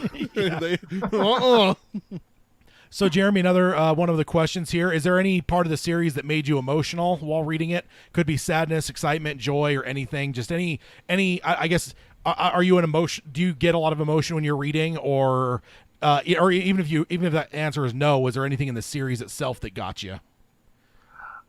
Yeah, I mean, I am an emotional guy. I especially when it comes to, stories or films or TV shows. Like if I get emotionally invested in something, it can't affect me, and I love that something like that can have that effect on me. With the Dark Tower series, there were so many joyful moments. I loved all the big action scenes. Especially as the series goes on. The ones in the Gunslinger are great, but you're kind of early on. You're not really invested in Roland at that point and the characters. But as you go along in the series, and you get an investment in Susanna and Eddie and Jake and Oi, and they get put in these dangerous positions, and you're reading King, so nobody's safe, so it's the battle I'm gonna blank on the I'm gonna use the slang term, the Blue Heaven in Dark Tower Algo 7. Santo. Algo Santo, yeah, I love that part. I was going to reference that too, since Eddie's end is there. You mentioned people dying, and I was going to bring that up for Peter's benefit. Algo Santo. So I'm glad you brought it up first. Now I can't be blamed. The scene with Jake when we actually lose Jake to the car accident when he saves Sai King was pretty not so much like him being killed, but the aftermath of Roland and Oi burying him, and the little funeral thing was really emotional. And when we lost Oi, I'm a huge animal lover. I love dogs and cats, and I think that's why the Oi character resonated so much with me. I loved his loyalty and companionship to the Quartet. And for me to be invested in a character that literally just mimics what the other characters are saying through the entire series that he's in, the parts that he's in, that says something about, King's ability to write, that I actually cared that much, aside from me just being an animal lover. I really cared when Oi didn't make it, even though I had a feeling he wasn't going to make it. Yeah. But man, when we lose Oi at the end, and the fact that he's kind of the last one with Roland. Mm-hmm. I found that pretty surprising, but I think it makes sense, Yeah. But that was an emotional moment, and the moment when Roland enters the tower, I still remember. I said I read the series for the first time mostly on audiobook. I still remember listening to that last part of Dark Tower 7 in my car. Mm. I was actually. I was leaving work, and that morning I came in, and I can't remember what part it was at when I got to work, but when I left work, I put it back on. It was already in, obviously, and it started playing where I left off. And I literally sat in my work's parking lot listening to the rest of that as he's, he gets to the tower, and there's that great, obviously the moment where King tells you to stop, reading and just walk away. And I remember that just vividly listening to that whole last part of that book, and just I was just so emotional in terms of just like, one, it's for me not being an avid reader, it was an accomplishment for me to say that I read this entire series, because most people, when they see it on my shelf and stuff, they're like, you read that? Like, that's a lot of freaking books. So that was, a pretty emotional for the fact that I was able to accomplish something like that. But the fact that I just went on this journey with this character and, seeing it come to an end, quote unquote, was just a really big moment for me. Yeah, definitely. I always have to be careful when I'm listening, if I'm listening at work and stuff, to make sure that certain, you don't listen to certain things. You don't break them up. Well, no, even just like emotional things. Like, like there's just certain things where it's like, all right, I know it's coming up. I'm going to pause this and listen to it later on. You don't get emotional. What are you talking about? Yeah, that's true. You're heartless. It's like, okay, we're going to go to the Battle of Alguacil. It's like, okay, I'm just going to pause that. I have to go into work in 5 minutes. I'm not going to listen to that right now. I will say, in terms of emotional, when it comes to Oi, almost worse than him dying is the time between his death and Jake's death, when he doesn't talk anymore. Yeah. Like, and just how, like, he won't eat, he's depressed. Like, it's just, that's almost harder to read than his death in a lot of ways. Yeah. We've talked about that, I think, before, where it's like the animals reacting, like the red fern grows type stuff. Like some of that stuff's just worse than, it's just brutal. And like, yeah, of course King does that to us with Oi. Having him, like, it'd almost be better to see Oi die first, because you might hope that Jake could be a little bit more whatever, just maybe less depressing, but no, Jake's got to die first, so then we gotta deal with Oi losing his best friend, basically. So that's brutal, as we said. So weird too, because if you think about it, like, I mean, I'm sure somebody who's more fluent in King than I am could maybe name one, but for the most part, King doesn't write animal characters that you become emotionally invested in. You think of something like, Cujo, Church and Pet Cemetery. These aren't animals that obviously with Cujo, you do feel sorry for Cujo, because what's happening to him is not really his fault. But, I can't think of another animal character that King's written where you're just like, love them for just the fact that they're just a great, loving, loyal character. Most of the time you love the animal. I love Church and Pet Cemetery because he's just this creepy cat. But I was just like, okay, I'm looking through the list here, because I have to look at a list to even think of anything. Maybe Mr. Jingles in the Green Mile. Yeah, but that's a good one. But that's not to discredit your point, because literally I have to look through a list of his books to figure anything out, because I'm looking Nothing at this. Jumps to mind. No, even when I'm looking through this list, I'm like, no. There's most of them are no's. I mean, the next closest that comes to my mind in the Dark Tower series is Rusher, Roland's horse in book 4. Yeah. He's got a little bit of a spunk to him, but aside from that first meeting with Susan, he's not a character that gets any attention whatsoever. Yeah. Cappy the donkey bites Shimi in the ass. Yeah. We got a dog, but you don't really get that dog in context of anything other than its horrible end. Oh, Patrick. But you don't see that dog with Mike and his family and stuff. You only see it when it gets killed. So it's like, that's brutal and that's really hard to read. But at least you don't have chapters and chapters of Mike and his lovable dog and stuff. Before that. Well, you got Mike's dog. You got the dog that Patrick kidnapped. Dog naps. Oh, yeah. And everything. Hallen brings up a good point. Your meal is passed, Brown said. Dinner's ready.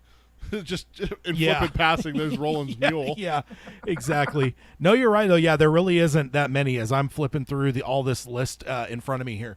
Yeah, there isn't much, certainly. Oh, Kojak. I just saw the stand. Oh, yeah. Kojak. Yeah. Okay. And we actually talked about this recently. I think Kojak you almost relate to more, because we actually get a chapter where we're in his perspective. Yes. And because I think we talked about that, where it's like, because we were talking about, we wanted that for Oi. Yeah, because that's what it was. Because I think we had people ranking the quartet. Yeah, and it's just like, in general, Oi's not going to make it above anyone else, because it's like, we love him, but our love for him is through the other characters. Like, if we had a chapter where you were in Oi's eyes like we are in Kojak's, I almost think that may bring Oi up a little bit more in people's perspective. But no, you're right though. I mean, what like out of what 75 something books, we just mentioned like what 3 or 4. So That's yes, it? certainly not certainly not one. But it's kind of like we read something recently where they were ranking characters and they mentioned Mother Abigail being one of the few religious characters in King's works that's actually good.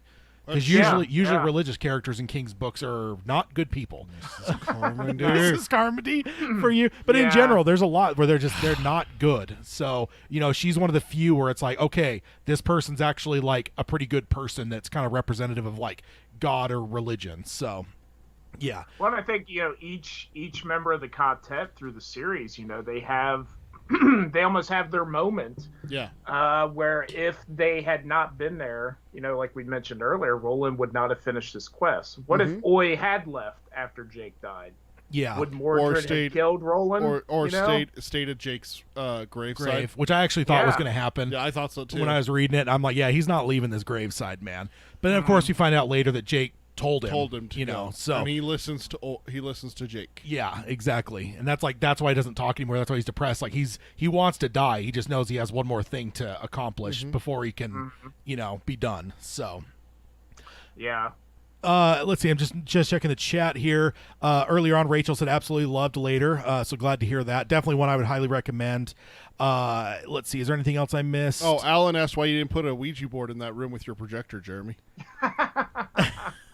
Well, I have a cat. They're half in, half out anyway, right?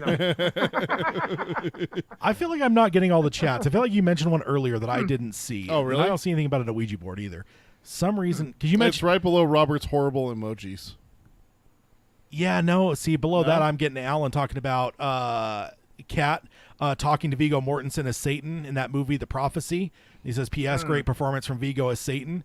Instead of Roland, maybe a flag candidate. He was up for Roland back in the day. Yeah, back when, because Lord of the Rings was like the hottest thing out, so everyone was cast. He was like probably the number one dream cast for Roland. Yeah.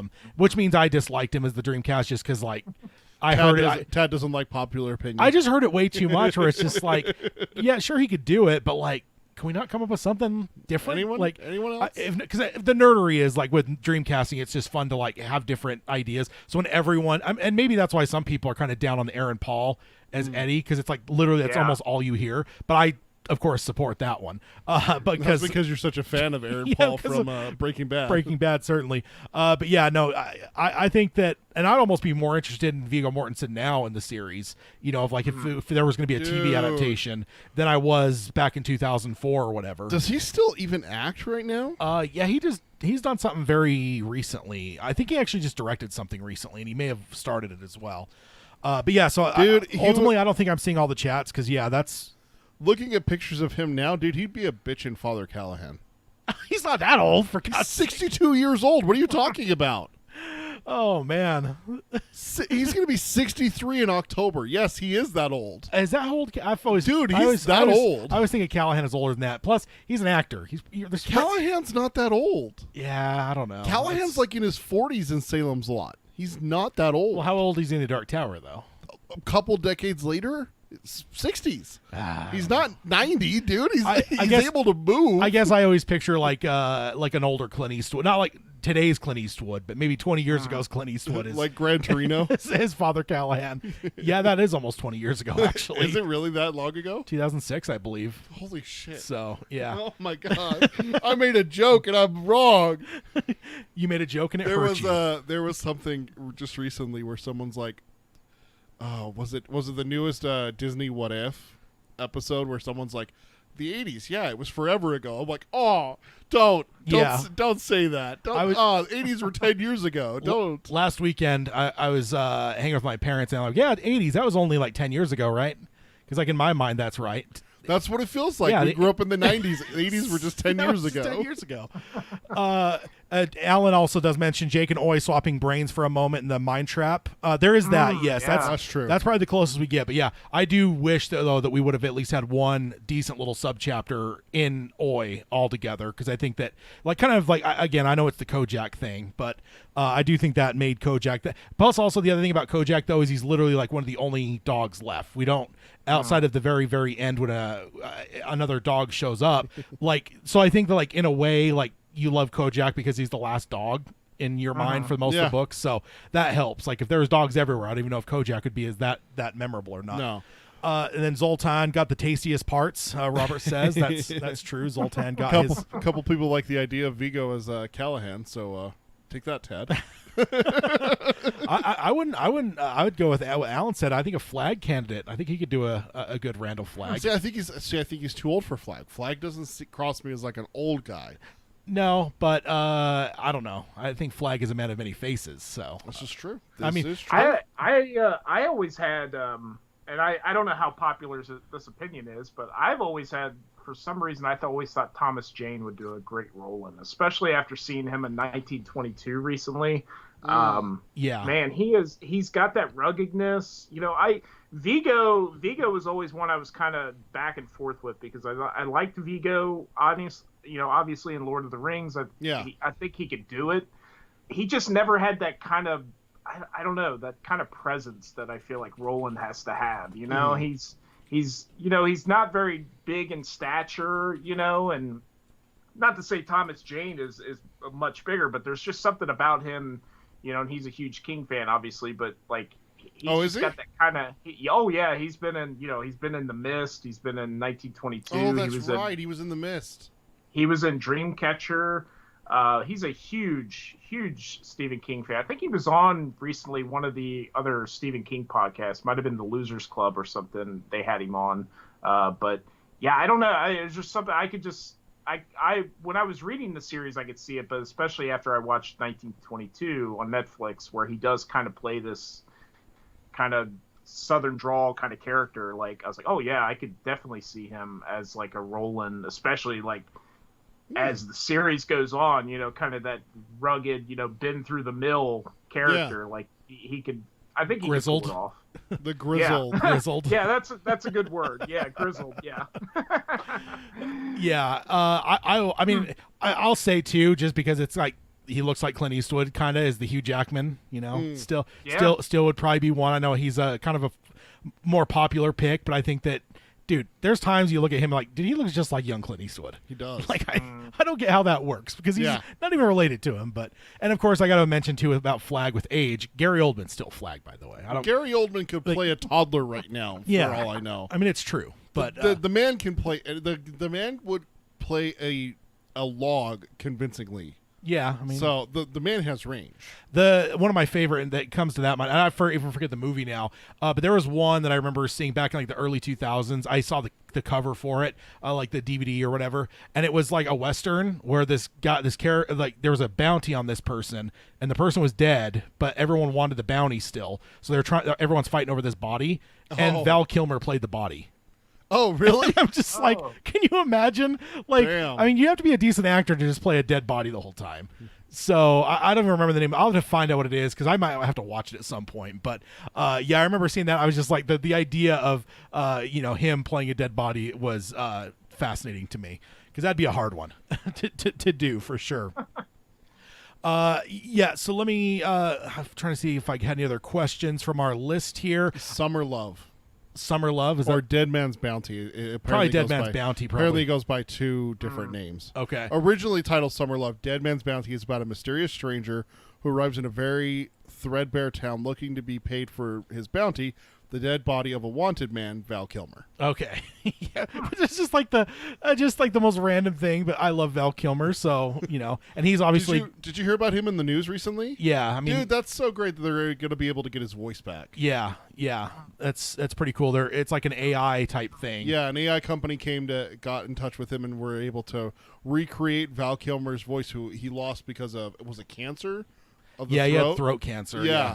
He lost his voice and everything, but they're able to recreate Val Kilmer's voice. That's so great. Yeah. When you look late 80s to early 90s, like Val Kilmer, that's an all-time run, man. When you look at the shit that he did in that time period, that's a hard run to beat. Some of the shit he did back then. Tombstone alone is but Heat, right there. Then you have Heat. He also played Batman, albeit one of the worst films. No, not the. Because I think everyone loops that one in with the next one. His isn't as bad. It's not as good as the Keaton movies, but it's not as bad anywhere near George Clooney. They don't have the back card or the nips on Batman or ice skates coming out of their boots. in the moment, that movie, I think even box office wise, like that thing was huge when it came out. Yeah. Yeah, I actually rewatched that one recently, right when HBO Max came out for the first time, which I guess isn't recent. That was last year. It was like, what, 4 months into the pandemic? So I remember thinking, why in God's name didn't they launch this sooner? Like, the second the pandemic started, if I was a streaming service, I'd be launching my shit now. Yeah. Because you have, like, a very, I don't know, captive audience at that point. But yeah, I remember rewatching it, and, like, yes, certainly it has its downs, but overall, I also thought Val did a great job, too, in the role. Like, but yeah, he I don't know, he had a pretty good run there. Jeremy, what was your thoughts on the movie, Dark Tower wise? The Dark Tower movie is a subject I just cannot get away from, even on my show. It always seems to come up. Yeah. I fully admit that I saw the Dark Tower movie 4 times in the theater. And it was one of those things where there was a lot of things I really liked about it, and I wanted to love it. But I stood firm that I felt like there was enough there that I thought moving forward we could get even better films, even if this one wasn't, the best. I always pointed to, and it's kind of a bad comparison because the first movie is still really good on its own, but you look at something like Batman Begins. Batman Begins is a great movie, but most people remember The Dark Knight, right? Yeah. The Dark Knight is like amazing. So like with the Dark Tower movie, like, and again, I'm not trying to compare apples to oranges because 2 very different movies, but I was like, you know what? Like, this movie wasn't great, but there's a lot of really good stuff here. There's a lot of good ingredients. Maybe the next film they elevate it. Maybe it's better, because I think the casting was great. I love the casting. McConaughey was my fan pick for Flag for years. So it was a dream come true to see him as Flag, even though, he wasn't what I was picturing. And maybe that was because of how he was written and the direction, but there was just a lot of things I really liked, but at the same time, at the end of the day, and after years sitting on it and going back to it and, learning more about the project, that's come out, I think it fell into that trap that the Dark Tower has always fallen into, right? Where the studio just doesn't know what to do with it. Yeah. And I feel like I have the art of the Dark Tower movie book, which is a beautiful book. Yeah, it is. But I think they're in there. I haven't read in a while, but in there was like all these different script ideas when they were trying to come up with the first movie.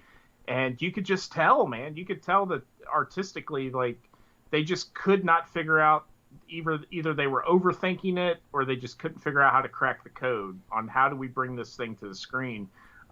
Me personally, I think they've overthought it.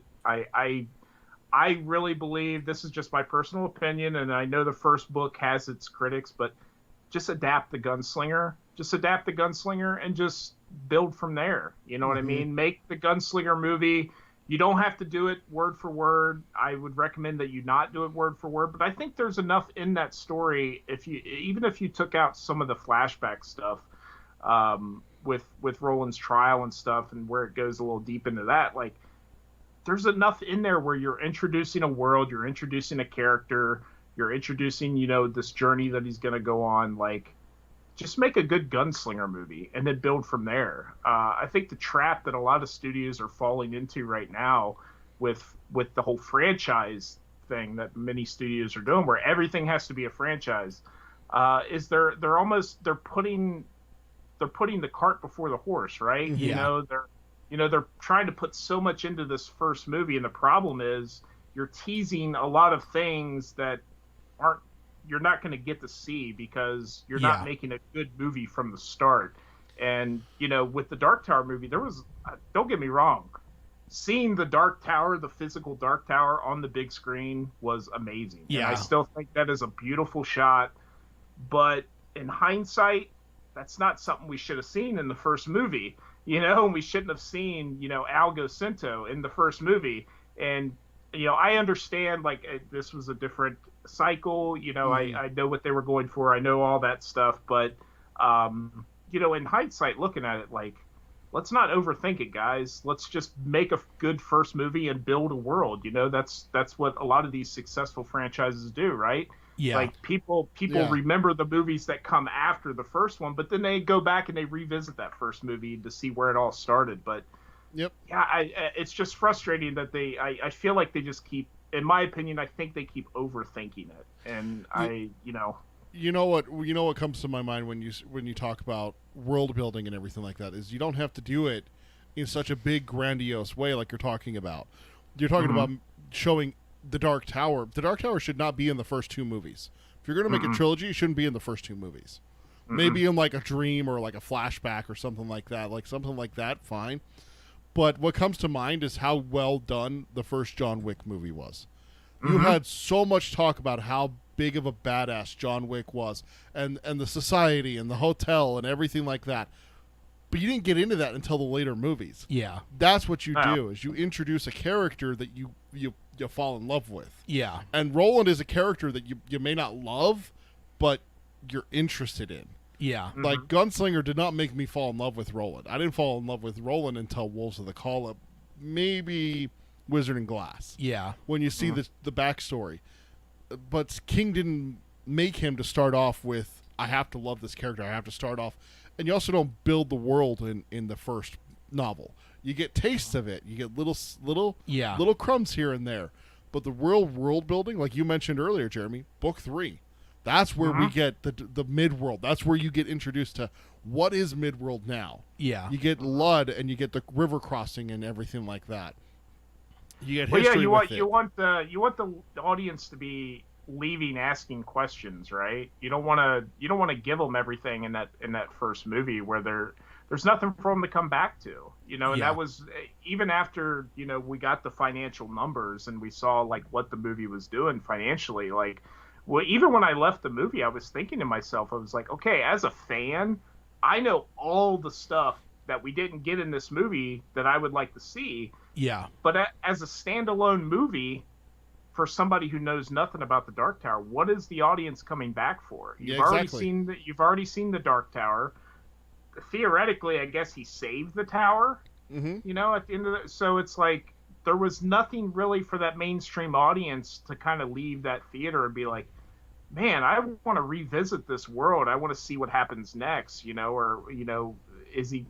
They're really, even at the end of the movie, as I think about it, the last time I watched it, like, what is the incentive for Roland to go to the tower at the end of the movie? Yeah. Like, there's not really a reason for him to even travel to the tower. So it's really, it's frustrating. Don't get me wrong, but I don't want to come off as one of those people that like just completely crap on the movie because and I know we're all frustrated with it, but I openly admit that one, I was excited for the movie. It's part of the reason why my podcast got off the ground, because there was that build up in anticipation for a Dark Tower movie. And the experience of seeing set photos and all this stuff, the trailer, I did a reaction video to the trailer, like that excitement, like I would never want to change that. Like, I love that excitement. Unfortunately, it just didn't pan out the way I'd hoped, but it's not the first franchise that's done that to me. Not everything can be a Lord of the Rings or even a Harry Potter, but I think we're kind of on the same. I think I know I saw it 4 times in theaters. I can't remember. You and I at least saw it twice together. We saw it twice. Opening day, and then I think I saw it one other time with my wife. Oh, okay. We didn't go see it a second time. No. We did. We saw it twice because we did opening day where we went and saw it. We didn't say a damn word to each other. Basically, got in the car, drove back here to your office, got on, and hit record and just started recording. Yeah. Like we didn't talk about it at all. We waited till we were recording before we started talking about it. Yeah. And our initial reaction, you can go back and listen to it. Our socks were blown off. We thought it was amazing. Uh-huh. But, hindsight's 2020. Taking a step back from, oh my God, we got to see Roland on the big screen. Plus, both of us are huge Idris Elba fans. Yeah. And I love Matthew McConaughey. I know you're a fan of him too. I don't know how much of a fan, Yeah. But going back, I rewatched The Dark Tower last year during the pandemic and everything. And yeah, Jeremy, you bring up some very valid points about it. Is that where did they leave them to go? And I think that what hurts most is the original ending where Roland kills Jake and leaves it open. Yeah, and I think 100% that was actually how it was written. Like, I think he shoots Jake, and I think the studio made him change they it. confirmed it because they had test audiences. Oh, that's right. Yeah, they had test audiences say that. Well, why'd he kill the boy? He's not supposed to. He's the hero. Yeah. And everything. And it's like, yeah, did you miss the point that's the point of the story? This guy is not a good man. But see, at start. But I think that's the problem with movies, though, is they're all there's so much of an investment that you're always going to have studio meddling. You're always going to have test audiences and stuff. Like I've seen interviews with people that write like comedies and stuff, and they're like, it's brutal because like literally they will go in and cut the movie joke by joke based on how test audiences are reacting. Yeah. And they're like, there's times that like you see a joke where you're like, I know this joke is fucking great, but it gets cut because the test audience that was shown just didn't laugh hard enough, so it gets cut by the studio. And it's just like, like I think TV is where I would love to see the Dark Tower reappear if it appears, because I just think in general TV, there's still a danger though. Things get canceled, which would be really hard.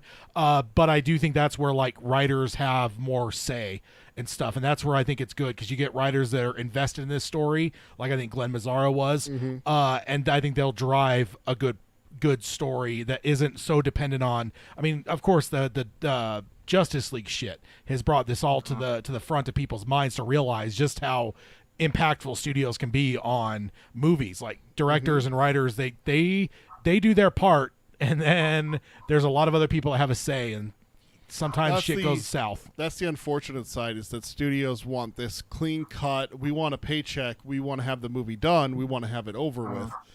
They're not. Jeremy's right. A lot of them are looking for that tent pole and everything like that, but they're not willing to, do the work to get there. I mean, Kevin Feige showed the formula for how to do a proper franchise. Yeah. A highly successful franchise. And everyone else is trying to, copy and paste without doing the copy part. Without doing the hard part. Build the world. Build the characters. So like Lucas, like he was he had a nervous breakdown damn near on the original Star Wars movie because that's the only one that he ever had to deal with the studio. Yes. And I remember the one that always sticks to my mind was he had a studio person ask him or tell him that we're concerned because the big hairy guy doesn't have pants. That was legitimately a concern, is that Chewbacca didn't have pants. That was one of the concerns that the studio had. Like, we've all seen Star Wars. Like, what the fuck does that matter that Chewbacca doesn't have pants? But that was like a note that they gave Lucas, and it's just like, God bless Lucas that he was able to, get that and still have it be a good movie without the studio meddling it to death. But that happens more often than not, I think. That, and we've anticipated, or we've talked about that over the years, that the studios probably fucked Dark Tower over because we know they did. Yeah, because Nikolai Arcel had that interview with the what was it, Polish or Russian or somewhere over there in Europe, where we even had to have it translated because it was not getting published here in America in English, and then it got taken down. It's like, because he's like, this is not the film that I made. Yeah. And that got taken down very quickly, and obviously Nikolai Arcel has not been back. Yeah. With, a huge something. So but it makes me wonder, like, the studio got involved, and then, like, I'm worried that Nikolai Arcel got blacklisted. No, I honestly, more so the movie not doing well financially is enough to get him work, because he wasn't a big name director. No, he had done wasn't. one acclaimed movie. So like a movie coming out that in the eyes of the studios bombed, that's enough that he may not get a job again. It's true.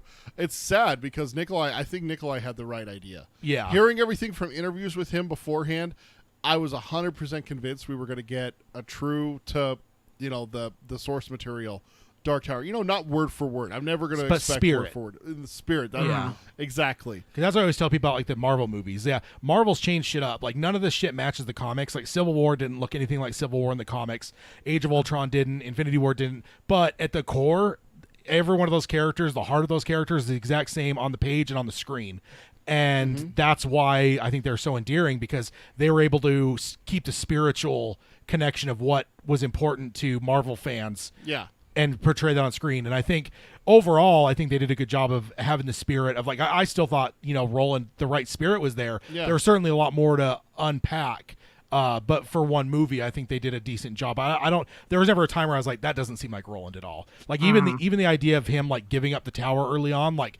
I like again, it's a different loop and stuff. So I think that was more of like he's a broken person, and then needs to get kind of reinvigorated to it. I know some people found that controversial. No, Roland never do that. I'm like, I don't know. Like it depends on what you're talking, because like the way I've always interpreted the ending is like he's kind of redeeming his soul, and so now if he has a horn to start, if he has some aspect of that soul in him still, it's gonna be easier to break that man. Yeah. He's not the Terminator that we see at the beginning of the series anymore. This would be a guy that's a little bit closer to the Roland we see at the end of the series. So yeah, he might still have a heart and a soul in there. So it might be easy to break that man versus the Terminator we see in book 1 massacring a town. Like that dude doesn't fucking care. No, he's a machine. He has a single-minded goal and everything like that. Yeah. But no, I know it's a conversation we definitely talked about a lot on here, and I'm sure you have as well. You mentioned that, but it's something we ask because I don't, and I'm glad to hear your answer too, because I feel like there's some people that almost, I don't want to say are bullied, but I think like there's like quote unquote the narrative of that it sucks and every Dark Tower fan hates it, and that some people almost feel they have to hate it. So I'm definitely glad to see you answer the way you do. Like even if you hated it, I'd still be okay with it. But like what I hate is when people feel like they have to hate it even if they don't. Yeah, that's what bothers me. Honestly, like the biggest, I think, sin of that movie, in my opinion, is how do you do a Dark Tower movie and you literally leave out King's most iconic opening line to any story? I mean, this is like the equivalent of like doing It and leaving out Georgie and Pennywise. I wonder if it's a studio thing, man. Because like everything, Nikolai Arcel said he learned English to read the Dark Tower in English because he loved it in Danish. So it's like, you telling me that dude didn't have it at the beginning of the movie? That has to be a studio thing, man. I don't know. I don't have any like confirmation on that, but he's too big of a fan, because I agree with you. That's a crazy thing that wasn't the first thing that we saw. Yeah. Whether you see it or hear it, that should have been the first thing in the movie. Agreed. But, but I still very wholeheartedly believe that's a studio thing, that they were just like, oh, you don't need a fucking title card at the front of the movie, that's stupid. Then they cut it. You actually reminded me. I'm going to go find it after the show, and I'll post it. I'll see if I can find it and send it to you to post it on Twitter, and I'll post it on Facebook and everything. There actually was a thing that I read. It was one of those Facebook things that's like 20 times that the studio demanded a change and the director stood firm. Like, I can't remember which one it was, but I think it was I'm talking off of memory here, and I don't remember exactly, but there was something that they wanted to change about Indiana Jones, and it's like they wanted to take away his whip or something like that. It's like, what the hell is wrong with you? Like, are you kidding me? The whip is the coolest part of Indiana Jones. Like, don't know. But I think the Chewbacca one sparked me remembering that. I think that made the list. Yeah. Is that someone told Lucas that Chewbacca needed pants. And I think that's why I actually clicked on it, because it was on the clickbait. At the beginning was like someone told George Lucas that something had to change with Chewbacca, and I'm like, what? You were like, Chewbacca, how dare you? That's my favorite character in Star Wars. Get the fuck away from my Chewbacca. Now, to be fair to studios, I'll give one that just came to my mind very recently, of the opposite, where the studios made the right call, because Frank Darabont was going to end Shawshank Redemption with the line "I hope" as the bus drove away. That was going to be the end of the movie for Shawshank. Oh, that's right. They made him do the reunion on the beach. Yeah, they made him go further and show the actual reunion. And I'm like, dude, like that 100%. Yeah, that's a fucking good call. That would have sucked, like to end it there and keep it ambiguous. Like, I love ambiguous endings, but they have their place, and that certainly wasn't one. I don't know, just to balance it out a little bit. We're shitting on studios a lot here. Let's at least give them some credit. Sometimes they're right. Well, and the Dark Tower is it's tough, because you look at, like, because Peter brought up, John Wick as a good example. John Wick was one of those movies, I think, when it came out, like, there really wasn't, like, this huge expectation. Yeah. No, there wasn't. Exactly. And with the Dark Tower, it's almost like you almost want, like, Nikolai Arcel, like, he wasn't a big name director. He was wanting to do this epic story.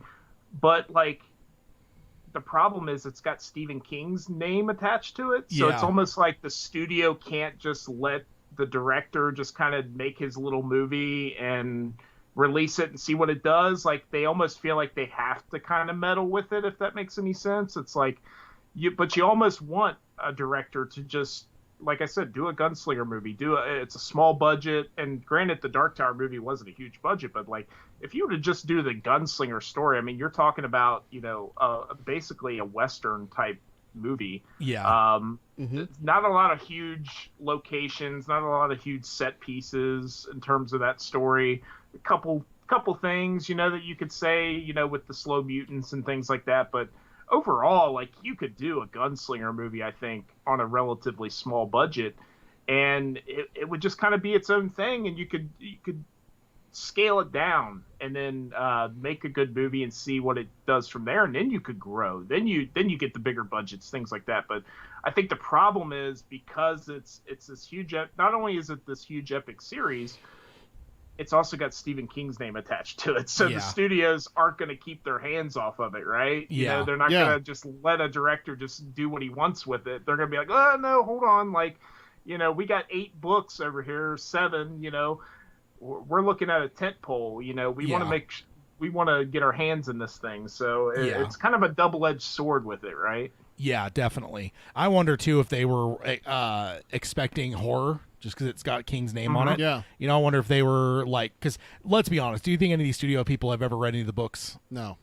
So I wonder if they were almost even surprised where it's like, wait, what is this? Like, where's the killer clowns? Where's the cars and dogs and There's a portrayal in one sitcom that my wife watched a couple of years ago where the family ends up going to Hollywood and they misinterpret one of the characters who's a landscaper, gardener kind of guy, for a guy who's pitching a show.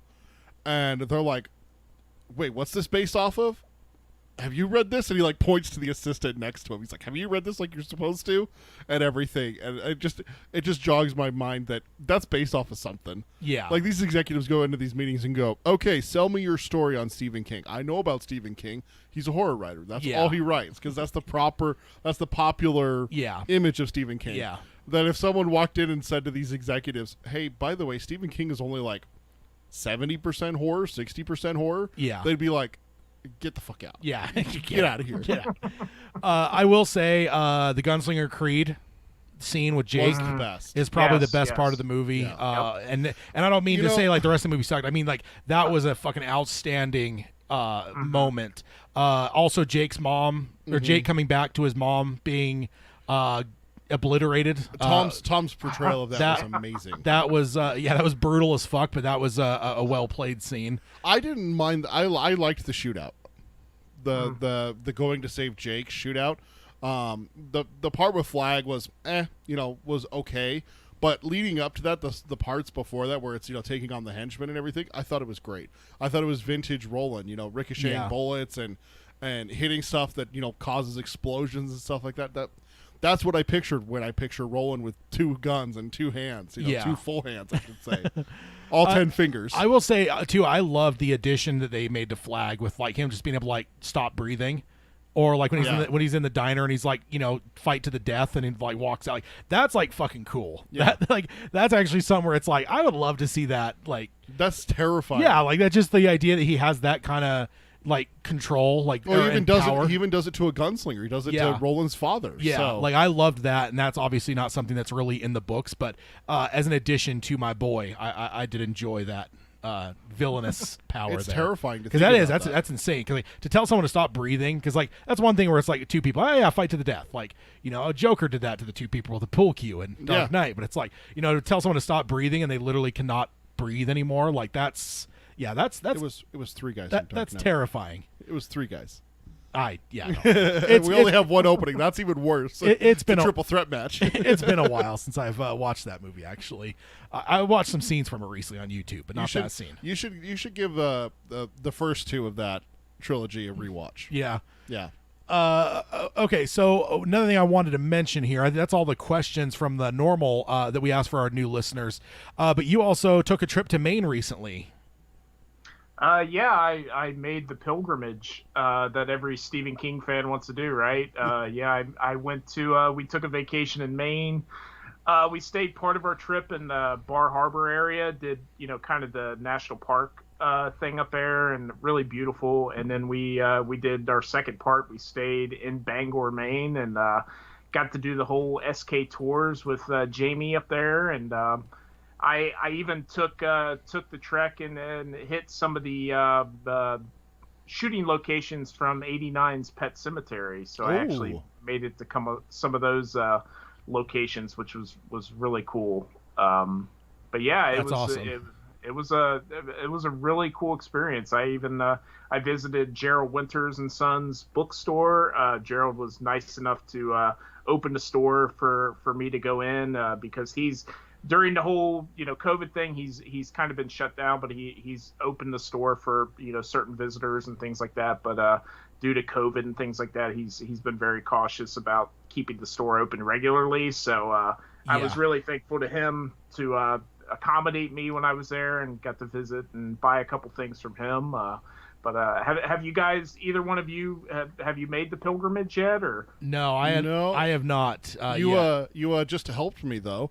My wife and I were talking just about a month ago about if we did a vacation to every state, what would we want to do? And we got to Maine, and she's like, "Well, there's got to be something Stephen King up there." I'm like, "I don't think so. Like, I could go see I don't think he advertises where he lives, so I couldn't see that." I'm like, but I don't think there's anything really like up there. Like all of this, the places are fictitious for the most part.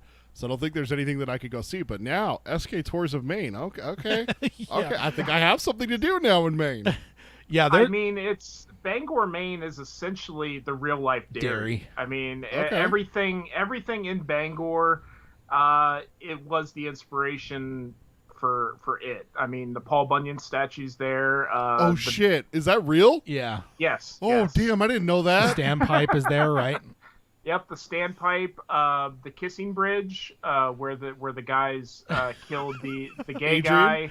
Yeah, which I was shocked to hear when we were on the tour. Jamie told me that was actually a real story that actually happened in Bangor. Oh, damn shit! And it actually sparked Bangor to really address the homophobic issue. And they're very, like, we were up there around Pride Month, and Bangor was like very representative of Pride Month, and they actually have a crosswalk by the Kissing Bridge that is rainbowed. And I thought it was just for Pride Month, but Jamie told us no, that is there all year round to kind of commemorate or in remembrance of the guy who was killed. And it's something that they're really proactive about, not allowing that kind of thing into Bangor anymore, that kind of, hatred and, bigotry and type things like that. It's something that they've always remembered. So King actually pulled that from Bangor history, much like he does a lot of stuff in his stories. And it's not just it. I mean, there's stuff from Insomnia that he points out. Just so many things in terms of the lore and things that you can find yourself, because there's actually a bank in downtown Bangor that I spotted called Merrill Trust Company. And anybody knows Stephen King stories, like the Merrill family is a pretty prominent villain family in Stephen King books. So there's just so many cool things that you just spot that even SK Tours can't fit them all into the tour, where you're just like, oh, I know that from this story, or this makes me think of that. And you mentioned, Peter, Stephen King's house. You can literally park right on the street and walk up to Stephen King's house and take photos. I mean, I was able to. Really? I was able to. I know you're not on social media, but I posted a lot of my pictures on Twitter and stuff where I got to stand in front of the house, and it's kind of a rite of passage for Stephen King fans to get your photo taken in front of his house. So, it was a remarkable experience. And Jamie up there with SK Tours, it's something his father started with Stephen King with his blessing, and Jamie has since taken over as the sole person to do it. It was just him and his father, and what was interesting was him and his father started it, but they have so much personal history with Bangor because that's where they grew up and were raised. So the tour is very personal. They were there when Stephen King was rising to Stephen King, so they have so many great stories and insight.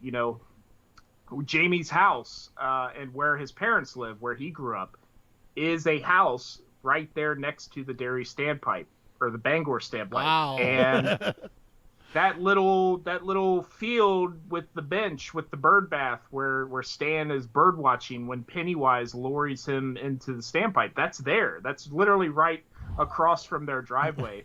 So Jamie, had some interesting stories to tell us about, when he read It, all these things in It that are from his neighborhood, And he was talked about how he never walked by the standpipe the same way after that. It was always kind of a mad dash. I don't think I can get my wife to go with me. I think me and you are going to have to go, Tad. Or the Paul Bunyan statue. She does not do clowns, so I think me and you are going to have to plan a pilgrimage. I'm also looking here, the Kenduskeag River and the Penobscot River there. Are they really? Those are the real rivers real there. rivers. Oh, damn. So yeah, it's okay. If you tell me there's barrens, I'm out. That's where I'm like, okay, that's too real.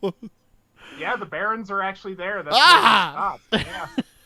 Yep, that's actually, and it was so fascinating because he talked about he did a tour with Andy Muschietti and his wife when they were researching for It. They came to Bangor and they took the tour with him to kind of get ideas and kind of look at things because they wanted their dairy to look like the real dairy. So that was where he talked about it. Was where we went over by the barrens, or what they considered the barrens, and it was interesting. Yeah, so much. I mean, I think my wife, we fell in love with Maine, and I can't say that we're going to go back there regularly, but it's definitely going to be one of those spots where we're like, hey, let's take because you could go to Bangor and spend a weekend. Just do a weekend trip to Bangor, and it's plenty of time to see everything, and it's a very slow, small town. It's not hustle bustle. I mean, it was not what I expected. We flew into Bangor itself, which is another part of Stephen King history because the Bangor airport is where they shot the Langoliers TV series based on his short story. So that was kind of cool, getting off the plane. And I mean, I don't know if you guys remember that series, but it was literally looked like the Langoliers series because it's such a small airport that there's literally nobody there. So it felt like I did step into the Langoliers series because I was I think there's maybe 3 terminals. It's very small. It was one thing after another, man. If you're a Stephen King fan, I mean, as soon as you land in Bangor to the time you leave, you're going to see nothing but Stephen King references. The hotel we stayed at was right by a truck gas station, which Jamie told us was the inspiration for the truck gas station for the story Trucks or Maximum Overdrive. So the Dixie Boy, I believe. So yeah, it's just so much great history and references and Easter eggs. You can just go down so many rabbit holes. The one thing I did mention to Jamie on his Facebook page after I got back, I didn't think about it at the time, but I was like, one of the things you need to include in the tour is try to locate the spot where Jake Chambers is buried, and we need to make that part of the stops on the tour. Oh yeah. Hashtag too soon. Oh yeah. But yeah, I mean, we visited the Hope Cemetery, which was very prominent in the Pet Sematary film, where Gage was buried and where he was dug up. There's actually a store called Flags that was the inspiration for Randall Flagg, the name Randall Flagg. And there's the pilgrimage. That's the pilgrimage. You hadn't sold that until now. Yeah, that is the pilgrimage. I'm gonna go, there and light a candle for Randall Flagg at that. for your fallen hero, the fallen hero. So. No. It's pretty cool though. I bet you that's got to be helpful to the town in terms of tourism. I can't imagine that Bangor, Maine is a tourist attraction or a place that a lot of tourists are going outside of King. Not that it's a bad place, but just there's a million places to go in the world. So it's I bet you King fans are good for the economy. Would be my guess. It's interesting too because it's one of the things I really liked about it was I'm a huge Stephen King fan. So when I got there, I had this certain expectation. That I thought it was going to be almost like kind of a touristy, tourist. I thought I was going to see Stephen King T-shirts being sold on the corner from some, kind of guy. Yeah, it's none of that. None of that. Yeah, It's a small town.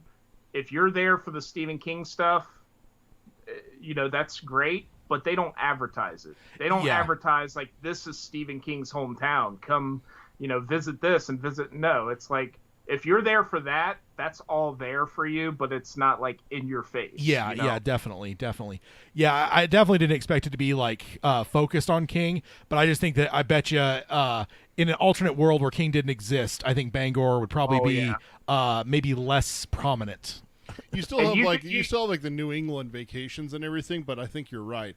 I think there would be a far less traffic going through Bangor, Maine. Yeah. Than if with King there. Yeah.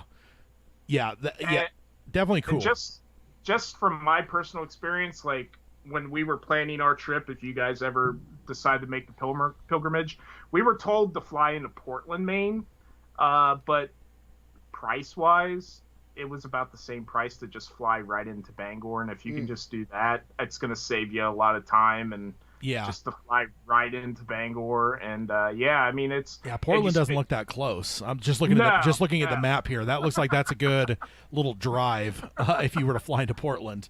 And there's a lot of great history with because you talk about Bangor not even being on the map if it weren't for Stephen King. Like, it's very remarkable, like being on the SK tours, a lot of the stuff Jamie talks about, what the King family has done for Maine and Bangor specifically. Yeah. Really, really great story about the public library there that was in disarray and falling apart. And the Kings basically wrote a blank check to Bangor and told them to fix the library. Okay. They've just done so many. They built a Ronald McDonald House there for children and for parents who are dealing with children who are, I mean, I don't know if you guys know what the Ronald McDonald House is, but they built one there, and it was, I guess, the first Ronald McDonald House in the state of Maine. But just so many great charitable things that they've done. They've built a baseball field, stadium quality for little league teams in the Bangor area that King personally paid for to have built, and used to frequent. Funny, bringing it back to the Dark Tower, he used to frequent this baseball field to watch kids play baseball. But he used to make that walk from his house to the baseball field. And in 1999, we know he got hit, and ever since then, he was unable to do that. So supposedly he has a chair built on his house near the back, on top of like the upper level. He has like a almost like a pole barn type thing back here. I'm not really sure what it is, but supposedly he has a seat where he could actually see the baseball field, where he could sit up there and watch the baseball games without having to risk walking and traveling to the baseball field anymore. So wow. I'm looking at the Stephen King's house is on Google Maps here. Is it really? And the image of it here, there's some red balloons on the front gate. That's that's fitting. That's what'll be interesting is definitely not a day I look forward to, but I think when Stephen King passes away, I think you'll see a whole different shift in terms of how like the city like memorializes him and stuff. Like, I just feel like in general, like when like you have like an all-time great artist in a town like that came from a town, like it becomes way more of a focus when they're gone than when they're around. Like, and I don't mean that to be like cruel or anything, but I just think there's a difference. I don't know, like, no, it's 100% true. Even successful artists, I don't think we appreciate as much as we should while they're with us. I think once they're gone, then suddenly you'll see things like Stephen King Street will become a thing, or a bridge maybe named after him, or just that's where suddenly you'll see some of those like things that right now would probably not be in the cards. I don't know, just gut check is what I'm thinking there. No, I don't you're not wrong. Whether it's true or not, but Robert says in the chat, some of the best beer brewed in the U.S. is from Maine. Try some with Lobstrosity Claws. There was a blueberry beer that I discovered there that I absolutely love, and I was fortunate enough to find it at one of my local places here. They have it, but it's a Maine brewery. It was apparently blueberries are huge in Maine. Like, that's one of their biggest exports. So anything you get that's blueberry up there is phenomenal. But speaking to your, you were saying, Tad, about when Stephen King's gone, I did love the fact that he's kind of thought about that in a way, because with his home, they're actually residing more in Florida now.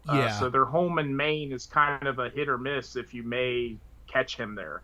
it's very rare nowadays, supposedly. Like, you're very lucky if you ever spot them actually there. But the home is actually, you guys may have covered this on your show, the home's actually being turned into a writer's retreat and a place to hold the Stephen King archives. Oh, so, I didn't know that. So basically, he's already taken steps to ensure that when he is gone, that house is not turned into a Graceland, for lack of a better. So he doesn't want his home, like, he loves people coming and visiting, taking pictures and things like that, but he doesn't want it to turn into kind of a tourist attraction in the vein of, like, Elvis's house, where it's like this kind of commercialized kind of thing. So I thought that was kind of cool, because you can't step onto the property. You can step up to the gate, all that stuff. But I don't think you're ever going to get to a point where you can tour Stephen King's house. I don't think we'll ever get to that point. At least he's trying to ensure that doesn't happen. I imagine that his kids will, and Tabitha, obviously, if she outlives him, will respect that. I picture his kids not being the ones that are up for, like, a cash grab to be like, well, we got to turn this in and make money off of it. Well, Joe Hill's got to start writing Dark Tower books here. Joe Hill is the replacement for King for Dark Tower. Yeah, not that he could ever be replaced, but I do think if Dark Tower is to live on, I think Joe Hill is the man, is the way that it's gonna happen. So, Joe, if you're listening, please. Yeah, it's like, go ahead and get rid of, like, or get it out of your system to write your own shit. But, like, here pretty soon, you got to put that all aside. And the Dark Tower is going to become your focus. You'll hear the call of the rose and the turtle. Indeed. Oh man, that's cool. Yeah, it's definitely on my list of things I'd love to see. I definitely have not traveled enough in my life, and I certainly would love to start just traveling the country. Just, there's a lot of cool stuff across the United States that I've never seen, and certainly if I was up in that direction, that would be very high on my list. Honestly, it's fun. It's a fun little exercise. You should do it one time. Just sit down, type out the 50 states. I mean, take Utah off because you live here. But even so, just leave Utah on and do a weekend vacation here, dude. Have you ever been to Arches? No. The Grand Canyon. I mean, there you go. That's what me and my wife were doing. We were talking about, just like, if we went to every state to have a vacation. Now, you don't have to do it just one vacation at a time. Bunch them together. You're going to see New Jersey when you see New York. I'm sorry, but there's not much to go vacation with in New Jersey. And I apologize to our New Jersey fans, but if I'm going to New York, I'm going to get New Jersey. I'm going to get probably Pennsylvania and Maryland out of the way at the same time. But you can lump them together. But I brought this up to you, and I talked to you about Texas being a big one because I know what yours would be in Texas. The problem is Texas is so damn big. That's like 3 states. It's like, it is. Because if you want to get to the Waco Dr. Pepper Museum and to Dealey Plaza in Dallas, that's a bit of a drive. Yes, very, very much. Texas is massive. Yeah, indeed. I did think about it while I was in Houston, and I'm like, wait, I'm in East Texas here? Stu? East Texas? Because it's just never really been real in my mind of, like, thinking of what is actually East Texas and like whatever. But like when I was in Houston, I'm like, oh yeah, I guess this is East Texas. I'm like, so maybe Stu's not too far from here, somewhere at some gas station stealing a soda. Stu lives up in a Gunkwith, remember, with Franny. Well, there hasn't been a virus yet, so he's probably still down there. Well, not. Yes, there is a virus. What are you talking about? Not Captain Trips, but. Well, that's cool. I'm definitely. I look forward to seeing that at some point for sure. Looking at Maine here. There's a lot. And isn't Agunquit a real town too? Is it really? I think it is. I didn't think it I always was. thought it was. I always thought it was fake. Then I saw it referenced in something else, and then I was like, "Wait, are they cribbing Stephen King?" And I looked up, like, "Oh God, no, it's a real place." Holy shit, it's a real place. I did not know that. Just because he invents so many places that I just like, okay, like sure, but Derry though. That maybe that's what they'll do when he passes away. Bangor will change to Derry. Change the name. Seems like I have to say, when you guys land in Bangor, though, when you guys do make that trip, if you get a rental car or whatever you want to do, you have to turn on Stephen King's rock and roll station because he owns his own rock station. That is phenomenal because it's personally owned by Stephen King. He lets the DJs pick what they want to play and things like that. So you're not going to hear like top 10 radio type stuff. Like they do a lot of deep cuts, things like that. But you can actually live stream his radio station too on the website. I mean, I can't remember the dial name, but it's WKIT, which WK it. Just search for it, just Google it. You can bring it up, and you can actually, I think you can find it on iHeartRadio too. Like if you want to listen to it from there. But yeah, that's Stephen awesome. King has his own radio station in Maine, and we picked it up obviously in Bangor, but we were up north a little bit in Bar Harbor, and we listened to it the whole time we were there. That's the only station we had on. So that's awesome. 100.3 WKIT, Stephen King's rock station. Yep. That's amazing. That's awesome. In the chat, Alan mentioned seeing him on the Colbert show recently. It's not the Colbert Report anymore. That was back in the day when he was on cable. Whatever late night show he's on now. I actually saw a clip of that as well. And you know what surprised me, being an audiobook for the most part, is when Colbert held up the Billy Summers, like, Jesus, that's a thick book. Like, I don't know why, but I just didn't really comprehend that how big of a book it would be physically. Because, I mean, honestly, like, if you're on the YouTube, you could see behind me, my movie collection is rather big. I literally don't have room for books. So, like, I'm 100% audio. Or if I'm doing, like, for our... for most of my reading, honestly, I do the ebooks. I know some people hate that stuff, but like I'm like physical media for like I'll buy like vinyls for some music and then movies, but outside of that, I'm okay with digital stuff because I just don't have room, unfortunately. Yeah. Yeah. So Tad's got some of his vinyls over here. Yeah, but just a few. Yeah. But yeah, I did notice that was a surprise. I was like, holy crap! I guess I listened to the whole book, but like, damn, I wasn't expecting that book to be as thick as it was. And the thing with Tad's movies, if you're looking at that, that's one of two. Yeah, that's half. There's another one over that way from me. So yeah, that's on all of them, is it? It's most of them. Yeah, most of them. Yeah, that's not all of them. It's most of them.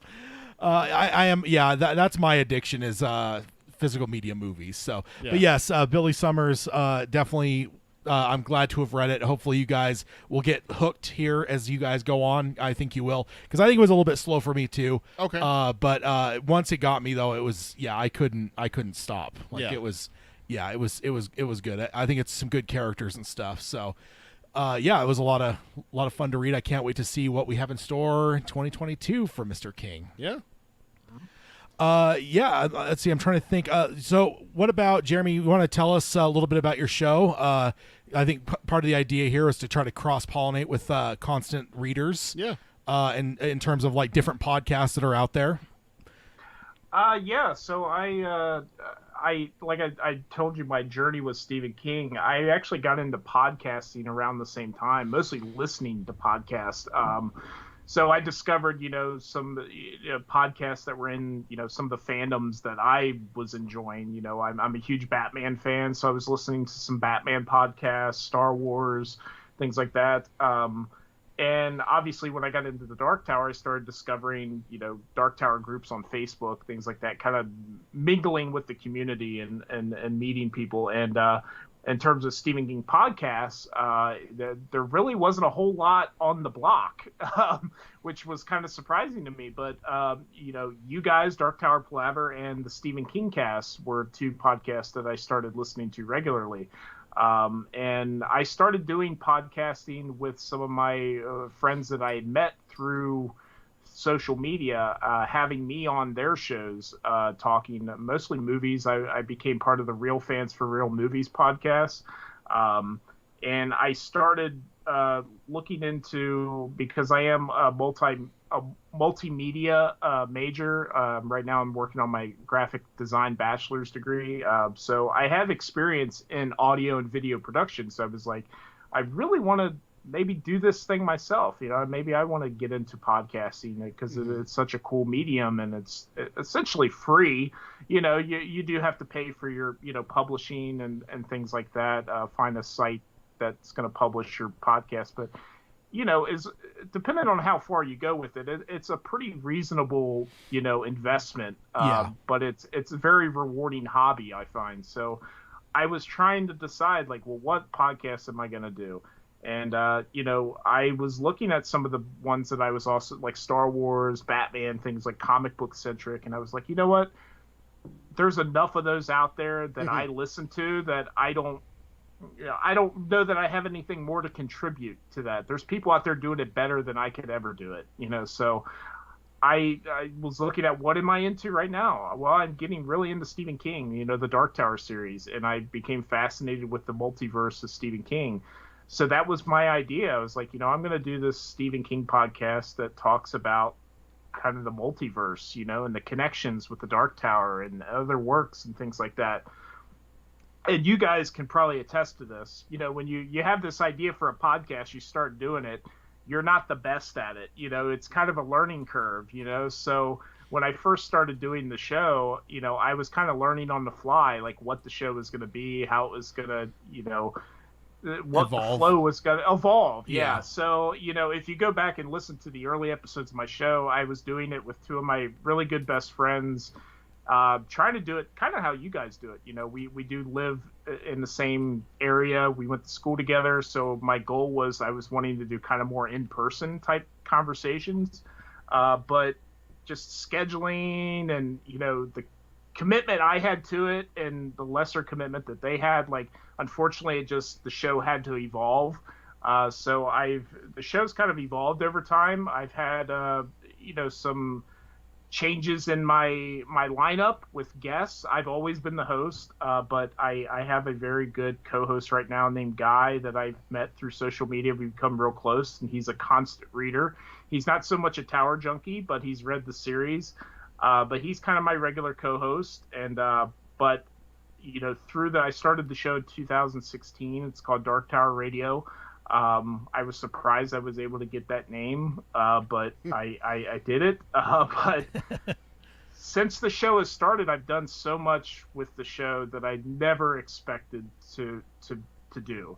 I set my hopes very low. I just wanted it to be a show where I got on with people who were passionate about King and just like you guys, just talk about this stuff, Yeah. And I've been very fortunate that I've took those steps, and I've reached out to some people that I never thought I'd ever get to talk to and had them on the show. I've done some interviews. I've had Robin Firth on my show, Bev Vincent, Richard Chismar has been on with me from Cemetery Dance. And I've met so many great people in the King community. Paul Michael Kane is another guy that I've become friends with. He does something called 19th Edition, where he makes Stephen King swag custom. Like, he's a graphic designer, so he does a lot of really cool things for Stephen King fans to have as part of their collection. So just some examples, like I have a Brooks library card from the Brooks Library from the Shawshank Redemption. I have a ticket to get on Blaine the Mono in Lud. Wow. He does things like this.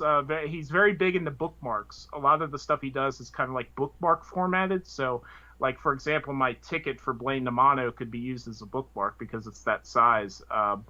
But I've met so many great people like that who are doing things in the King community for constant readers, and just getting out there, talking to people, and just making so many acquaintances and expanding my own content. And like I said, we pretty much, like, the show's evolved. Originally, like, my plan was to kind of go through the Dark Tower series, and go through the bibliography and kind of make connections and things like that. But it was Ka, but when I started the show, all of a sudden this King Renaissance started, and there was all this new stuff coming out. So the show evolved because I couldn't help but talk about all this new exciting stuff that was coming out. So we do regular roundtables, where we're catching up on news.